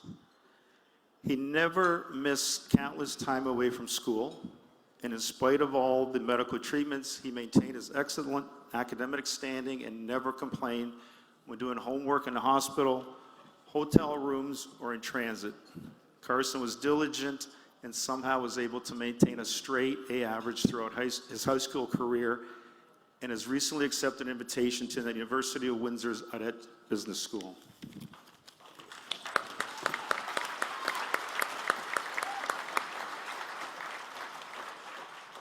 Carson never allowed fibular hemimelia to define him or prevent him from participating in organized lacrosse, baseball, and hockey. Throughout his youth, he developed a passion for hockey in the position of goaltender. He played rep hockey for Windsor Minor for 4 seasons. He completed his grade 12 year as a starting goalie for Holy Names High School. He demonstrated tremendous courage through these years and was a tremendous teammate. While at school, he also participates in several co-curricular activities, including student council, and enjoys playing a key role in Holy Names mock trial team. So I also understand that tonight he missed the mock trial to be here. And what I'm going to offer this young man, because I do practice litigation law, and we have Justice King, my former partner here, I'm going to invite him to McTagg Law Firm whenever he would like, and we're going to go to courthouse together so he can see a trial. And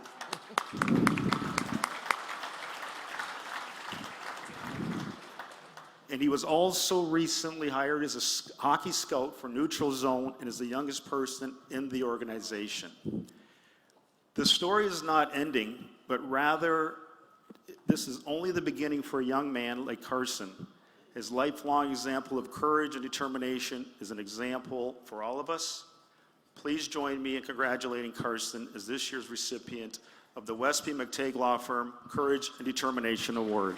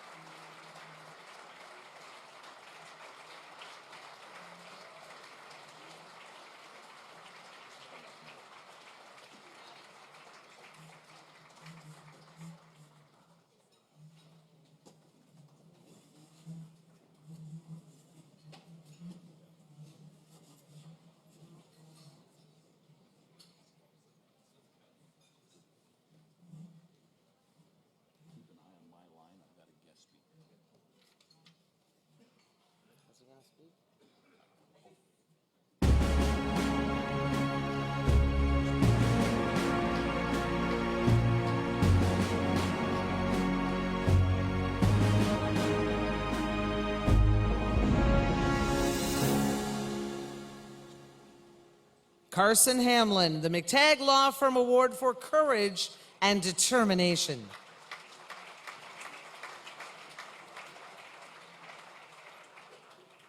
We'll be right back to the 14th Annual Wespy Awards, sponsored in part by AMA 100, Copycat Printing, and Investors Group.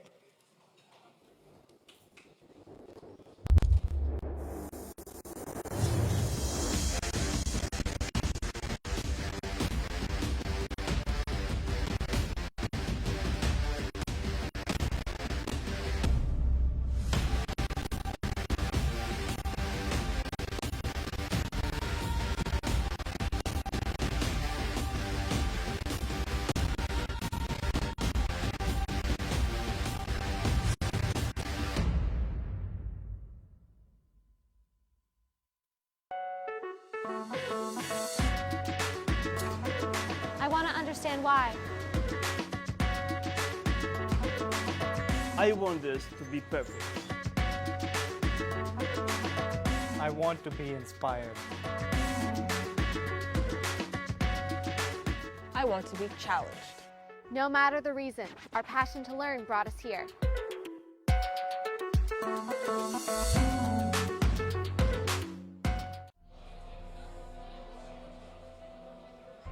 Good evening, everyone. My name is Dave Cassidy. I'm the president of Unifor Local 444. Unfortunately, I can't be with you tonight at this wonderful event, but you know, we've been with the Wespy Awards since its inception in the last half dozen years or so. Been the presenting sponsor, and that's something we take a lot of pride in, to be involved in our community. You know, just down the road, we have the Windsor Assembly Plant and also Caesars Windsor, two of the crown jewels of Windsor. You know, we're going through a little bit of turbulent times there in Windsor Assembly Plant, but just like the athletes, we're tough, we're resilient, we'll get through it. You know, with the support we've had from our community, our governments, we will come through this collectively. I just, you know, want to give a shout out to Dom and his crew. It's been wonderful being part of the Wespy Awards. I'm sure tonight is no different. Nicholas Lindstrom from the Motor City. Well, you're in the Motor City tonight, Nicholas, and thank you for being our guest here tonight. It's wonderful that we have a Detroit Red Wing alumni. It's just wonderful, and welcome to Windsor, Ontario. But more importantly, this night is about the athletes from Windsor and Essex County. You know, the nominees, I wish you all well. The people that get the awards, congratulations to you. And I just want to wish everybody a wonderful evening. Take care, be safe, and congratulations to everybody. Welcome back to the 14th Annual Wespy Awards, sponsored in part by Martindale Window and Door, Iron Workers Local 700, and Unifor Locals 444 and 2458.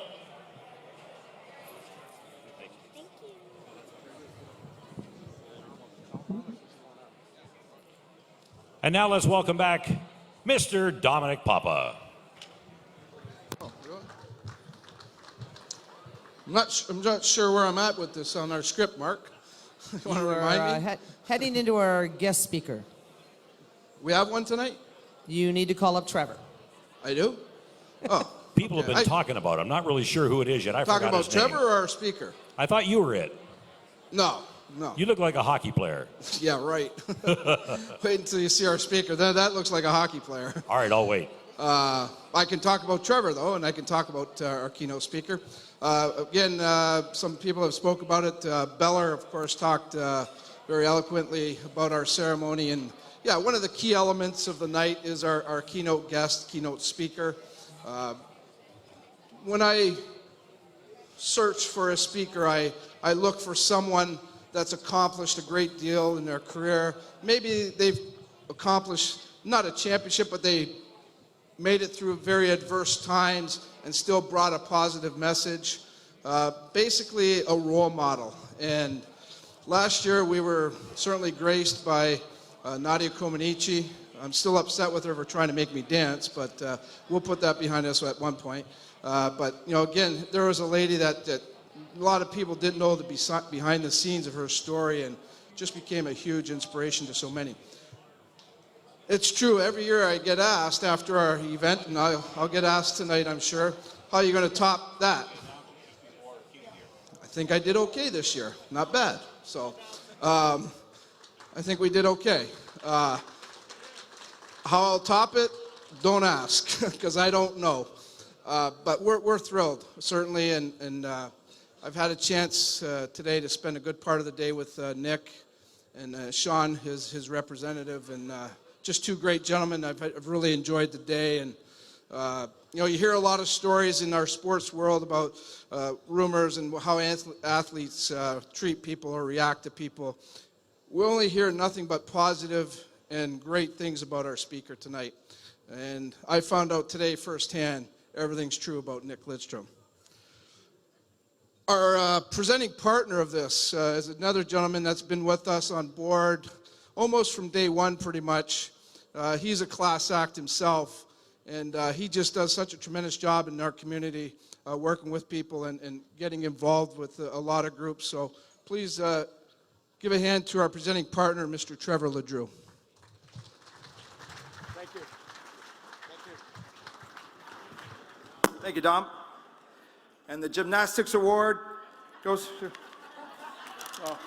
the other one? The speaker of this special deserves two introductions. Ladies and gentlemen, our esteemed guest speaker was born April 28, 1970 in Krylbo, Sweden. He joined the Detroit Red Wings in 1991-92, where he earned a Calder Trophy nomination and was named to the NHL's All-Rookie team. He would go on to play his entire 20-season career with the Detroit Red Wings and was one of the greatest defensemen of all time.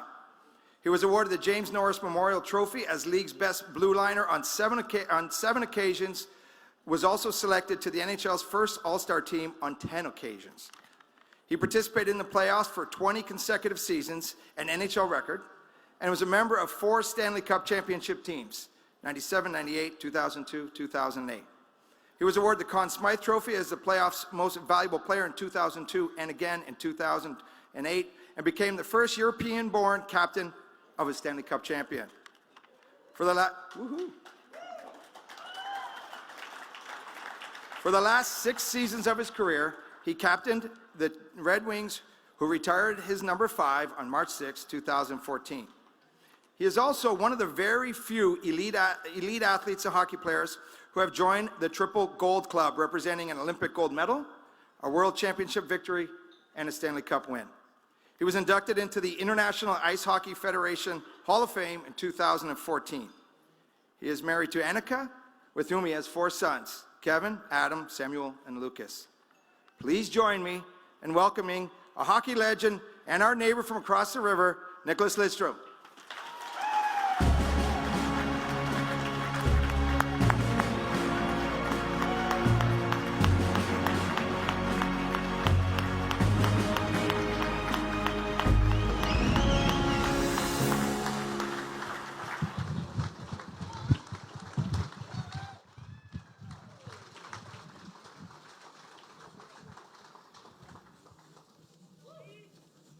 I can get up on this thing.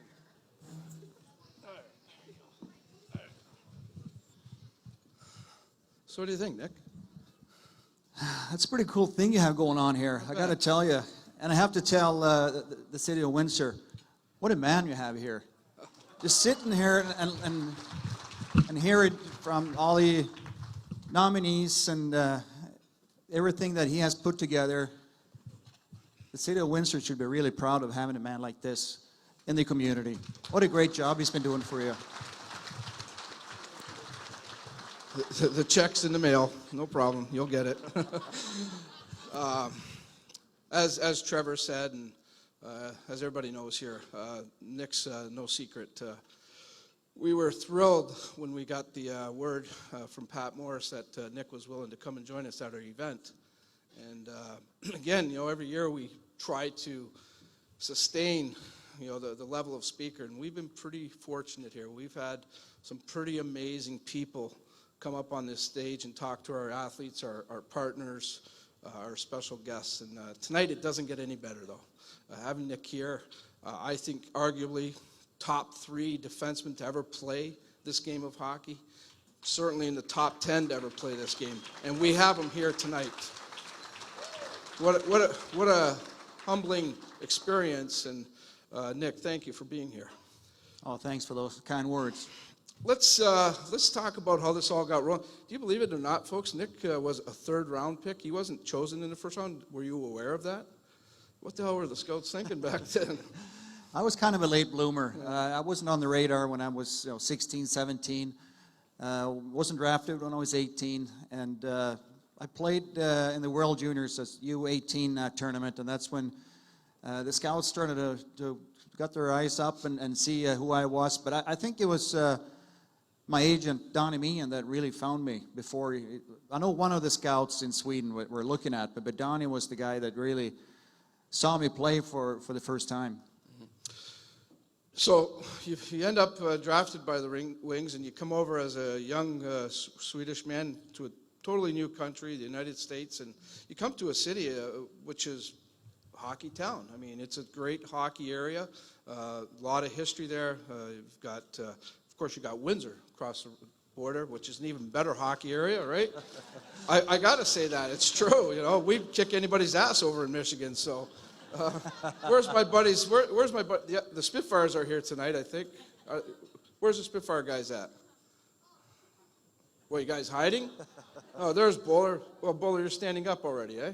Of course, Mark Segan's there from the Lakeshore Canadians. Mark had a great run this year. Congratulations to the Canadians. I got my good friends also, the Essex 73s. Coach Gil Langlois is there. Coach Langlois was a past recipient of the Courage and Determination Award, came back from cancer and came back to coach. So thanks for being here tonight, Coach Langlois. Thanks to the 73s. Thanks to all of our hockey guys, the Windsor Minor people. But we're deep in hockey. In Sweden, I would imagine it's the same thing for you, Nick. Yeah, hockey is a big tradition back home as well. Hockey and soccer is probably the number 1 and number 2 sport over there. And Sweden is not a big country. There's about 10 million people in the country, and we're still able to develop hockey players and send a lot of players over here. You've seen Rasmus Dahlin being the 1st overall in this past year's draft and playing with Buffalo. So we're still being able to produce a lot of good hockey players over there. Yeah, well, they're kicking our butts, and that's a little scary right now. We got to change that back. No offense to you, Nick, but we're glad you're not playing in that anymore. Let's talk about when you get here. You're this young guy, and you're in a new country. You have to probably learn a new language, and you have to try to play for the Detroit Red Wings. And there were some lean years with the Red Wings. They were the team that they have been in recent years. And you had to come in and make an impression. How tough was it? It was tough. It was tough, leaving Sweden, coming to a new country. I'd never been in the U.S. before. Hockey-wise, you go from playing on big rinks, internationally sized hockey rinks, to small rinks where you take some time to adjust to. I was fortunate enough to play in Canada Cup tournament before I joined the Wings in the fall of '91. And I even had the privilege to play with Boris Salming, one of my boyhood idols growing up. So it took me some time to adjust to play on smaller rinks. But I had some great mentors with the Wings, being Steve Eisman being probably the biggest mentor I had throughout my first 15 years there when he was my captain. Yeah, and I got to bring that up because even today when we were out having lunch and just talking this morning at the studio, you talked a lot about Steve Eisman. I was really impressed by that and how much respect you have for him. Was he the catalyst for you that you kind of said, I need to be there and doing things like him? Yeah, he was a big part of the Red Wings' success. He being a leader on the team, being the captain, but he was also a leader in the dressing room, but in the weight room, the way he took care of himself. And that spreads. If you have a leader that goes into the weight room and rides the bike and do weights after practice, that kind of makes the other guy do the same thing. And that's one of the things I learned from Stevie, that I wanted to become that kind of captain as well when I finally became captain. So he was a big part of my success, and he was a big part of the Red Wings' success as well. Yeah. So you make the Wings, you get going there, and when did you sense that there was something special happening there, and the Wings were getting over this hump and could really be a force in the NHL?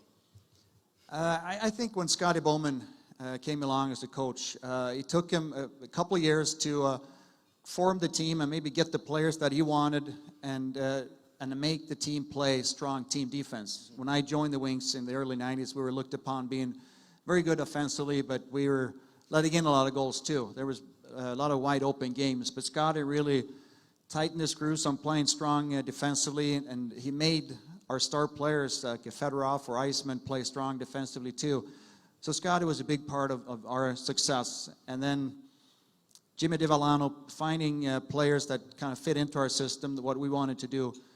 But above all that, we had great ownership in Mr. and Mrs. Illich. Really committed to winning. They were willing to invest money and spend money to put a winner on the ice. And, it took us a couple of hard steps there in the mid-90s, losing to the Devils in the finals and losing to the Avalanche in a conference final where we had 62 wins. So finally making that hump and winning in '97 was huge for our team. And you've said it, that the '97 Cup probably maybe a little more special than even the other Cups because it was the first. It was the first in 42 years for the city.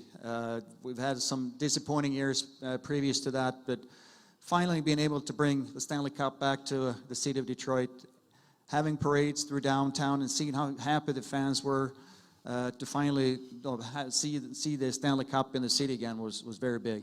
42 years it was for the Wings. Maybe you can give some advice to Leaf fans. I think they're at 52 years right now, waiting for a cup. Anything you could tell them? They're getting better. I've seen them play. They're getting better. They're real strong offensively. I know Babcock is probably not too happy about letting a lot of goals in too, but they have a great coach in Mike Babcock. He was a tremendous coach for us with the Wings. So I'm sure he'll find a way for his players to start playing strong defense too. But they have a very interesting team, so some of the young players they have there. One other thing that people may not realize, of course, Nick won only 7 Norris trophies, only 7. But he didn't win his first one until he was 31 years old. And in today's game, it's an old man, So not that Nick was an old man then, but he's up in age. And what the hell took you so long to get to a Norris Cup? That's a good question. There's some strong competition, I got to tell you that. There's someone named Ray Bork and Al McInnes. And, not bad. A couple other guys like that. But I think it took me quite a few years to kind of get to know how to play in the league, both offensively and defensively, not just being a power play guy that can run a power play, but play against the opponent's top lines every night, trying to shut them down.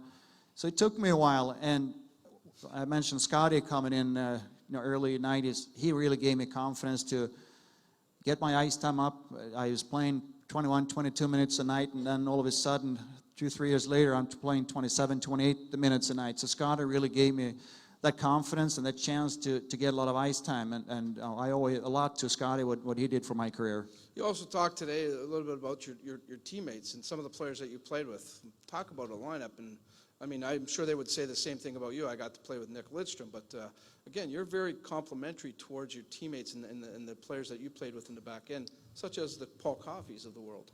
Yeah, and I think that's very important. That's how you build strong teams. You come together, you play good as a team, you play good as a group.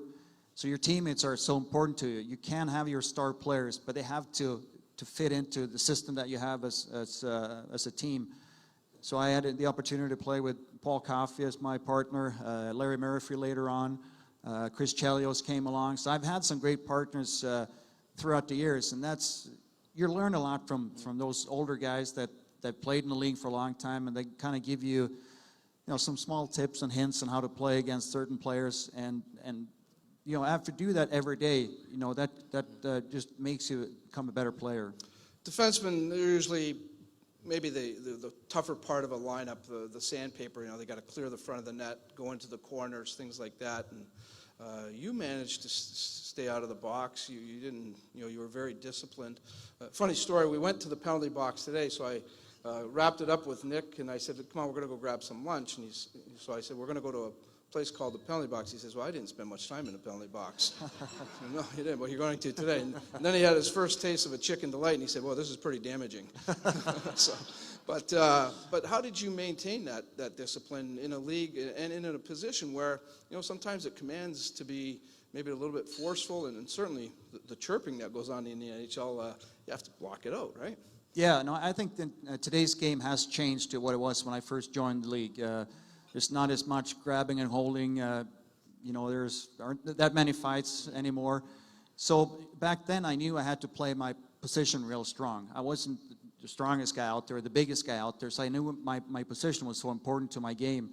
And that's one of the things one of the assistant coaches, Dave Lewis, taught me, that if you play strong defensively, you don't have to take Stu Grimson out or Bob Probert later on. If you play your position right, you can gain a lot from doing that. And I was a good listener when I was young, and that really helped my game. And that's something that I tried to implement with some of the younger players that came on later on when I got older too. So note that, folks. Note that, young people here. A good listener, right? And also team. Teams win.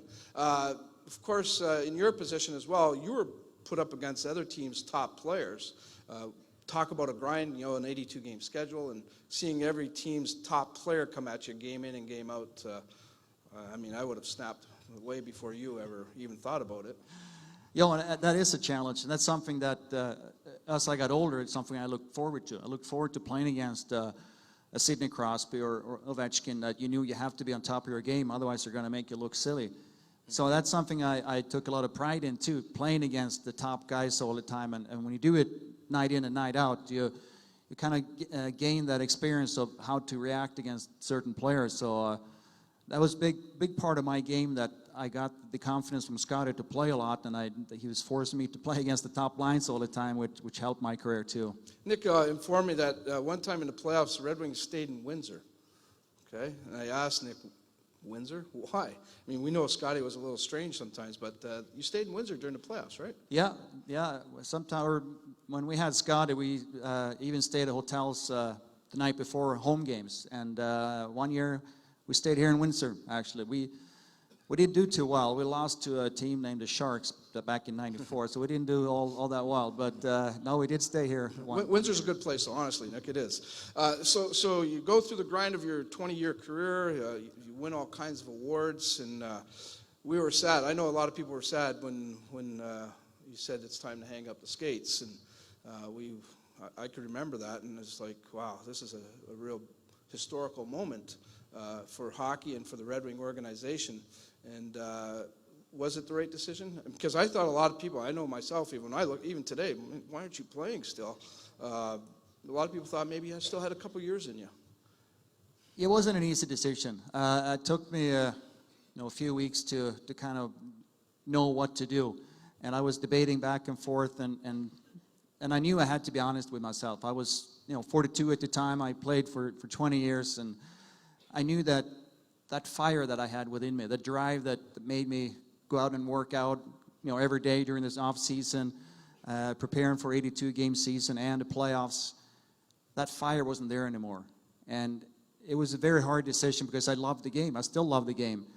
But I knew I had to be honest to myself and realize that I can't be the player that I wanted to be. And so that's why I decided to hang him up. And it wasn't, like I said, it wasn't easy at all. Chris Chelios, who played a few more years than I did, tried to convince me that, you can still play. You can just go out there and play strong defensively. But, that part of that decision was that being honest to myself, that I want to be the player that I've been in the past, and I don't want to be in and out of the lineup or play less minutes. I wanted to be the player that I've been throughout my career, and that was the main reason why I retired. So one of the accomplishments, of course, the 4 Stanley Cups with the Wings. You were also the first European captain to hoist the cup. Mentioned the Conn Smythe trophies, but you also represented your country at the Olympics. Won a gold medal. You've won some world championships. I'm curious about the gold medal and the Stanley Cup because, you're playing in the top league in the world, the NHL. You win the top trophy, the hardest trophy, baby. And then you go to the Olympics representing your country and you win a gold medal. Which one is not more important, but which one is more special, I guess? They're all special in their own way. It's hard to pick one over the other because the Olympics, you're representing your country. You have the best players available are on the team. The best players available you're facing as well. So, and it's played every 4th year only. And the Olympics. It's so much bigger than just hockey. It's really all the sports come together. The winter sports come together. So it really is a huge thing all across the world. So being part of the Olympics in itself is the big deal. And then when you're able to go all the way and win a gold medal, it's such an honor to wear your country's colors and represent your country and win in a big tournament like that.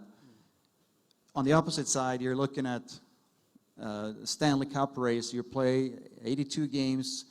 You hit the playoffs in mid-April, and if you're fortunate enough, you play for 2 more months, and you're in mid-June to hoist the Stanley Cup. So it's very hard to compare the two. I rank them just as high, both of them. They're just different than you're with your team for a whole year, or you're in the Olympics for, I think we had 3 practices before the tournament started. So it's very short time that you're together, but you're representing your country. So it's hard to pick one over the other. All right, we won't make you pick one tonight, but I want to know later on. Shortly after you retired, you didn't have to wait long, and I don't think anyone was surprised. They put Nick in the Hockey Hall of Fame. Why not, right? A pretty good career. And they didn't have to wait long. He didn't have to wait. And Nick actually is wearing his Hall of Fame ring here tonight. He showed it to me earlier on, a beautiful ring, and actually he was telling me that the Hall of Fame's offering him another one. Of course, he's got to pay for it, which I couldn't believe, but I think he's got a few bucks to do that anyways. But the Hall of Fame, what did that mean to you? And talk about the culmination of a career and putting everything in perspective. Yeah, the Hall of Fame is not something you think about when you start playing hockey, or even when you first joined the NHL.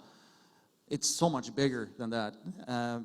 Even having such a big honor of having my jersey retired in the old arena, the Hall of Fame is just another step where you're accepted by the whole hockey world. I remember standing there during my speech and looking out at all the people out there, and they're all my idols. There's Boris Salming, there's Steve Eisenman, there's Wayne Gretzky. These are guys I looked up to, and now I'm one of them in a way. So it was such a tremendous honor to be elected into the Hall of Fame. Yeah, you're definitely one of them, and I know we know the old arena is closed now, but we get to still see your jersey up at the rafters at the Little Caesars Arena, and to see it every time certainly makes a statement. What are your thoughts about the new arena and where the Red Wings are going right now? I think the arena itself is just a great facility. They went around and looked at all the brand new arenas around the NHL and NBA as well, and they asked all the staff what they could put all their requests in, maybe they didn't get all their requests, but they whatever they wanted, they kind of would put it all together and try to make the best possible arena. And I thought they did an incredible job. It's a great arena to come and visit. But as a player, I loved playing in the old Joe. There was such an electric feeling in there, especially in the playoffs, that's hard to find it in any other arenas. You know, even though this one is a lot nicer for the fans, for the players, playing in the old arenas is something that I enjoyed even more. Yeah. Nick was telling me about when he first got into the league. He was playing at Maple Leaf Gardens, and the benches, of course, at Maple Leaf Gardens, people would sit in between them. And one game, the Illiches were sitting in between them, and he hit them with the door when he was opening the door. And it was his employer, and he's saying he's got to go out and play and work for the team. It was kind of a funny story when he was telling me. I'm not telling it very well, to be honest with you, but I just found it interesting how the arenas have changed. I remember the old barn in Essex and the old one in Lakeshore, and of course Bill Bowler played in the Windsor Arena. And I showed Nick the Windsor Arena today, and he looked at it and he said, "Oh yeah, that's a real barn." That's what he said right away. So anyways, Nick, we certainly appreciate you coming here tonight. I know everybody here tonight is thrilled that you took the time to come and spend it with us. I hope you learned something about our sports community tonight. I think you've got a little bit of an education here. I've heard Windsor was a great sports town, and I know it is from being here and seeing all the nominees and the production that you put on. It's very impressive. Yeah. Of course, I talked him up all day about it, too. He probably couldn't hear me. So, again, on behalf of everybody here, of the Wespy Committee, I want to thank you for coming. Continued success to you. Safe journeys always. And if you do ever get a chance, please come over to our city. Say hello. I know a lot of people would like to see you and stop by and say hi to you. And, you're always welcome here, that's for sure. I sure will. Thanks a lot, Dominic. Okay. I appreciate Nick it. Lidstrom, everybody. As is customary, go ahead. Yes, give him a round of applause. He deserves it.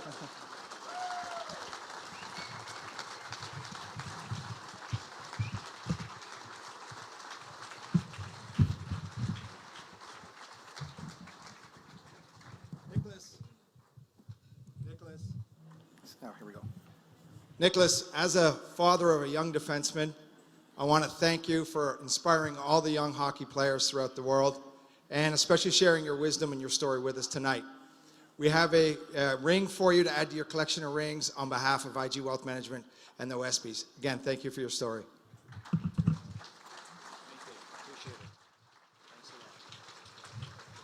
here, Trevor. Come here. Where's Mike?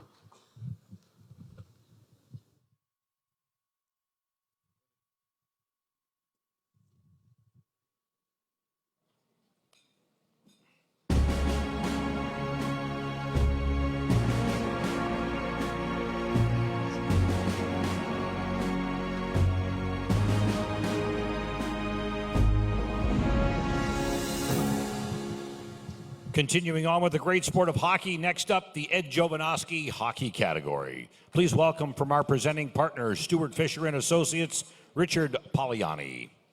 Ed Jovanovski Hockey Award. Kristen Switoshyuk, Southwest Wildcats, Villanova Secondary School. Larissa Borowick, Windsor Lancers. Reagan Kaufman, Windsor Lancers. Ed Jovanovski Hockey Award, male nominees: Michael DiPietro, Windsor Spitfires; Manny Silverio, LaSalle Vipers; Griffin Robinson, Leamington Flyers.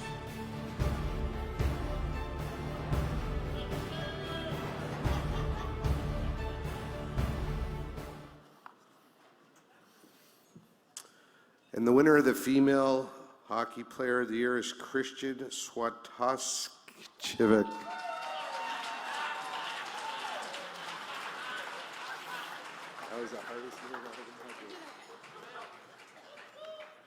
The male winner is Michael DiPietro.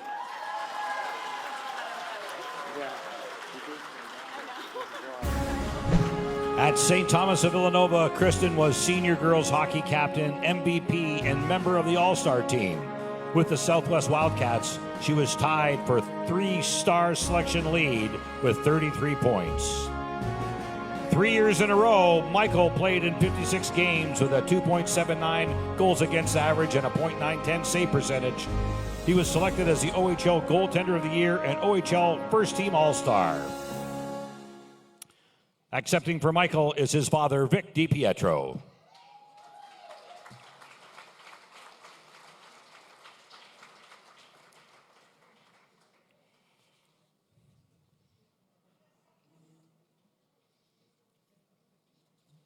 Kristen Swatoshchuk and Michael DiPietro, Ed Jovanovski, Hockey 14th Annual Wespy Award recipients.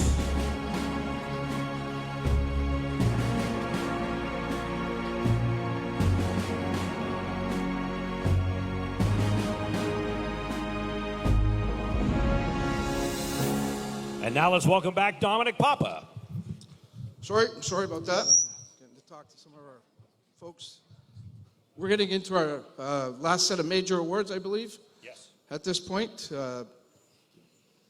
where are we starting with this one, Mark? Patty? Coach. Coach of the Year?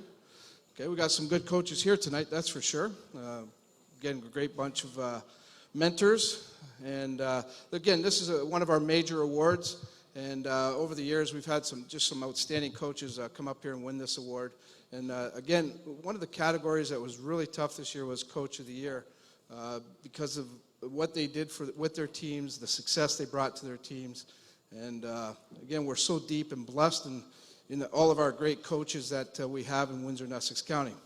So please understand, this was a very difficult award to really figure out, but the committee did a great job with it. They did a ton of research on it, and I think they came up with 3 tremendous candidates and a pretty good winner. I'll send it back to Mark and Patty. Thanks, Dom. Please welcome from our presenting partners, Scotiabank, Ed Futo and Dave Hodgins. Coach of the Year, Paul Boots, St. Clair College Cross Country. James Gravel, Windsor Lancers Men's Volleyball. Rob McIntyre, Holy Name Secondary School.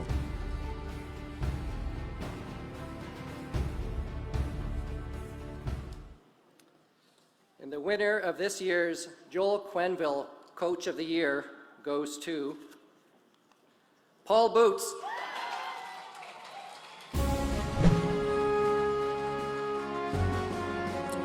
As an often decorated athlete in his younger years, he brings that devotion and commitment to his coaching style. Paul has 25 years of coaching experience in track and field at many different schools in the area. But this year was the culmination of all that experience. He proved that dedication, hard work, and good coaching can lead athletes to greatness.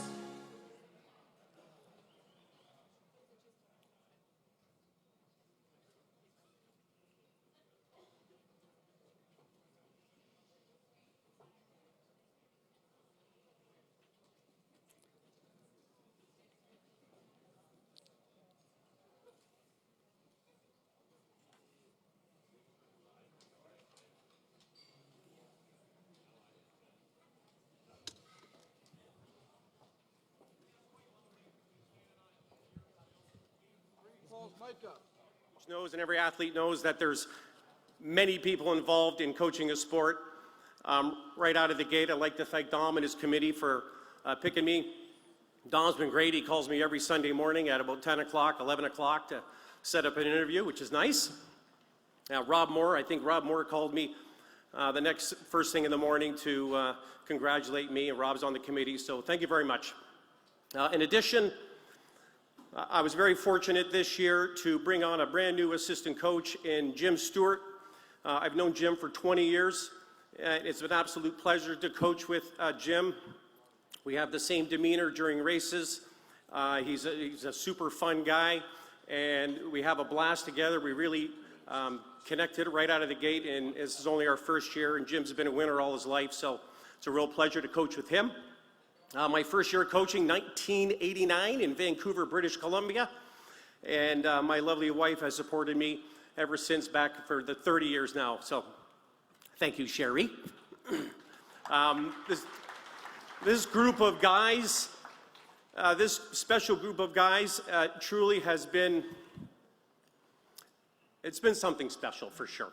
They've just connected right out of the gate. It's 6 guys, and I literally think they could pick each other up and run across the finish line if they could. We had someone struggle every race. We were riddled with injuries throughout the entire year. Every single person was injured during some portion of the race, and it all came together in the last couple of races at the provincial championships and then at the national championships. The national championship race, talk about winning in style. The course was incredibly hard. It was covered with hills and mountains and so on, and just before the race was a snowstorm. You couldn't even see, and many of our guys fell during the race, won multiple times, yet they still ran incredible, and we were very fortunate to sneak out a win against this school from Alberta. And finally, I would certainly like to thank Ted Beal and all his staff. Ted brought me on 4 years ago, and Ted's been an absolute dream to work for through all these years. Ron Segan called me right out of the gate when we won that night. Obviously, the therapy people have contributed greatly, and I really couldn't have done it with all everyone's support. And it is a true pleasure for Jim and I to coach and represent St. Clair College. Thank you very much.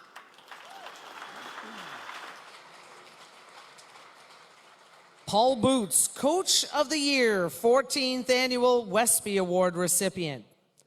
Ladies and gentlemen, the 50-50 prize draw will take place in just a few minutes. It's your last chance for tickets. Next up, the Athlete of the Year category. Please welcome from our presenting partner, the University of Windsor, Mike Havey. Female Athlete of the Year, Kristen Switoshiuk, Villanova High School, Southwest Wildcats. Kelsey Bockwell, Windsor Lancers Track and Field. Michaela Rylett, St. Clair College Softball.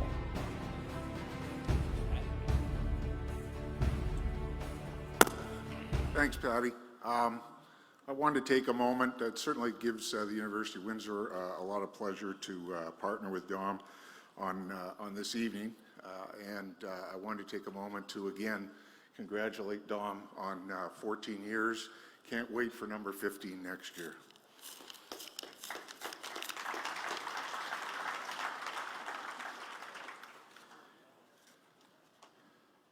And this year's Female Athlete of the Year, Kristen Switoshiuk.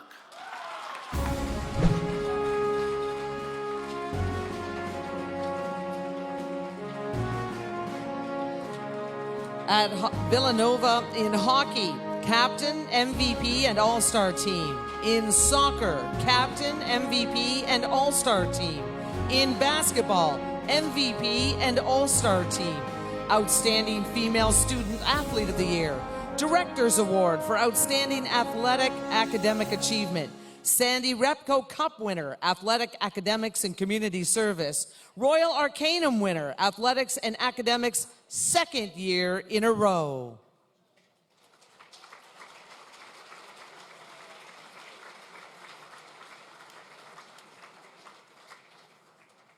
Kristen Switoshiuk, Female Athlete of the Year, 14th Annual Wespy Award recipient.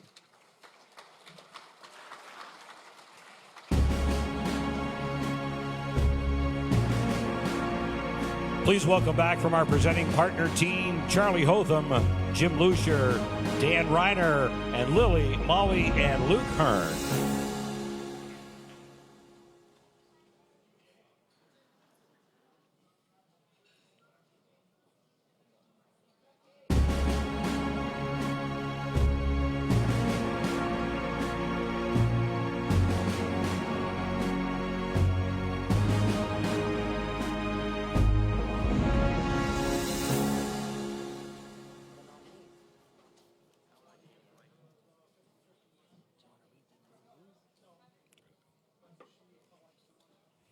Male Athlete of the Year, Mike DiPietro, Windsor Spitfires.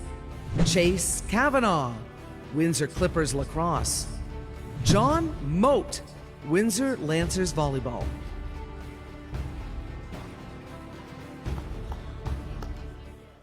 And this year's Male Athlete of the Year, Michael DiPietro. Aside from his credentials in the OHL, Michael was drafted in the third round of the NHL draft by the Vancouver Canucks. He was selected as the third goalie for the Men's World Championship for professional players and was the last cut for the World Juniors.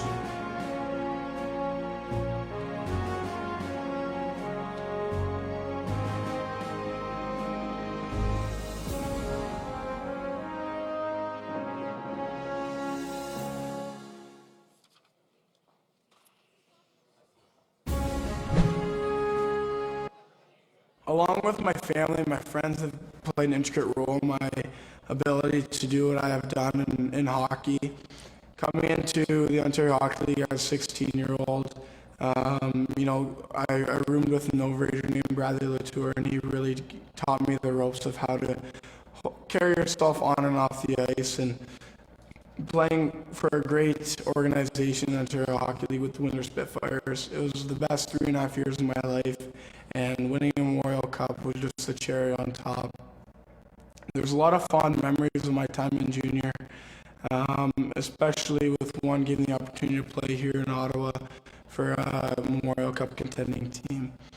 Something that I wasn't expecting was a trade, but I think looking back on it, it was something that was really important for my career, and I'm really lucky to be able to play for two great teams in the Ontario Hockey League. Once again, thank you to the committee for this great honor.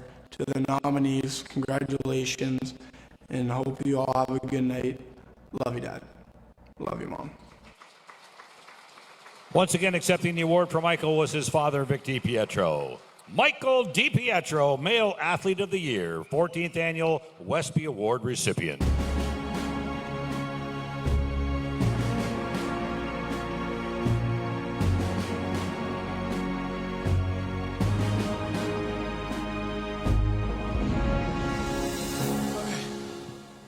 I think are we down to the last one?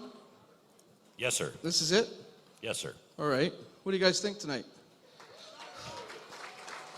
Not bad, not bad. Think we could make it to year number 15. Again, let's give a hand to Mr. Nick Lidstrom for being here with us tonight. We certainly appreciate it, Nick. I want to give a shout out to the staff here at Kubota Club. Again, a marvelous partner to work with for this event, and certainly we'll be back here next year for year number 15 here at the Kubota Club.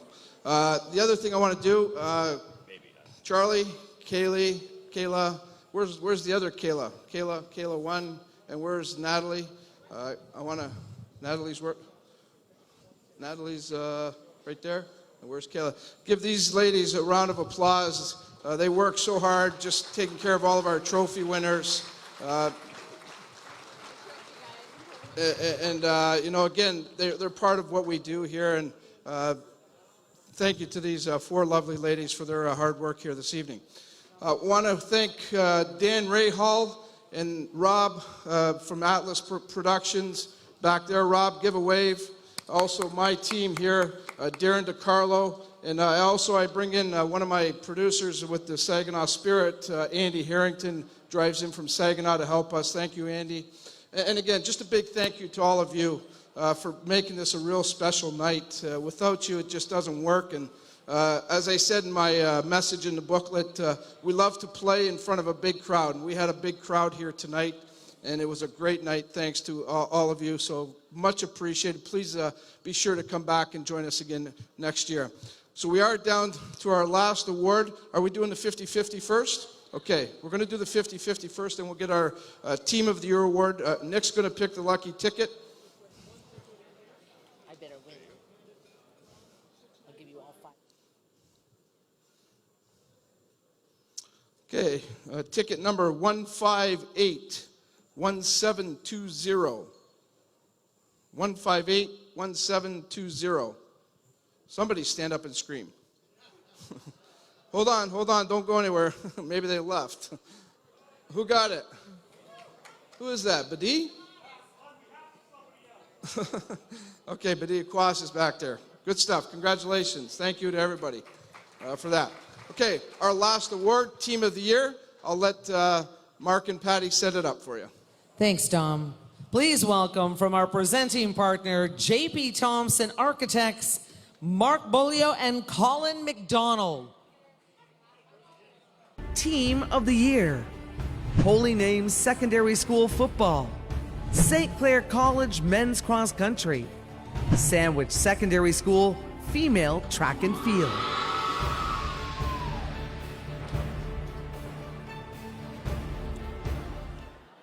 And the Team of the Year goes to St. Clair College Men's Cross Country.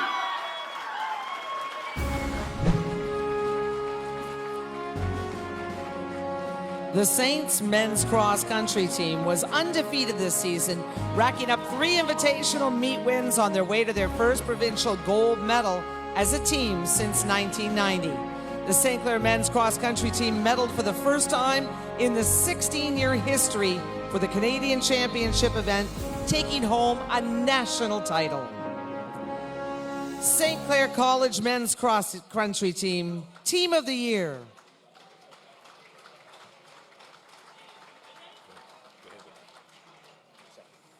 Accepting the award, the entire cross-country team.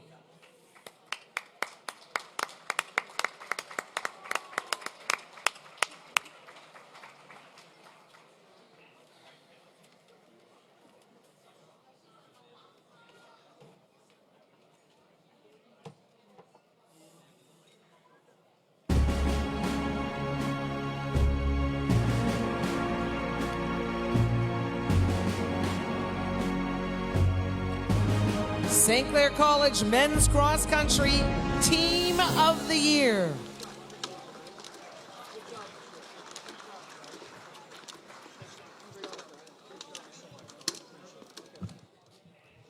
All right. Quitting time. Time to go and take off the suit, get in some comfies, and call it a night. Again, a lot of good history here tonight, and a lot of great people. And again, thank you to all of our partners here tonight. Please, if you've had a few drinks tonight, let somebody else drive home, be safe, and come back again next year and join us for the 15th annual Wespy Awards. Good night. Thanks, Mark and Patty. You can call it for the night. I'll let you guys sign off for us. Ladies and gentlemen, we've thanked a lot of people here tonight, but I think we'd be remiss if we didn't thank the man that's on the stage right now. If it wasn't for him, we wouldn't be here. And if it wasn't for him, we wouldn't have this many athletes being recognized. Let's hear it for Dominic Papa.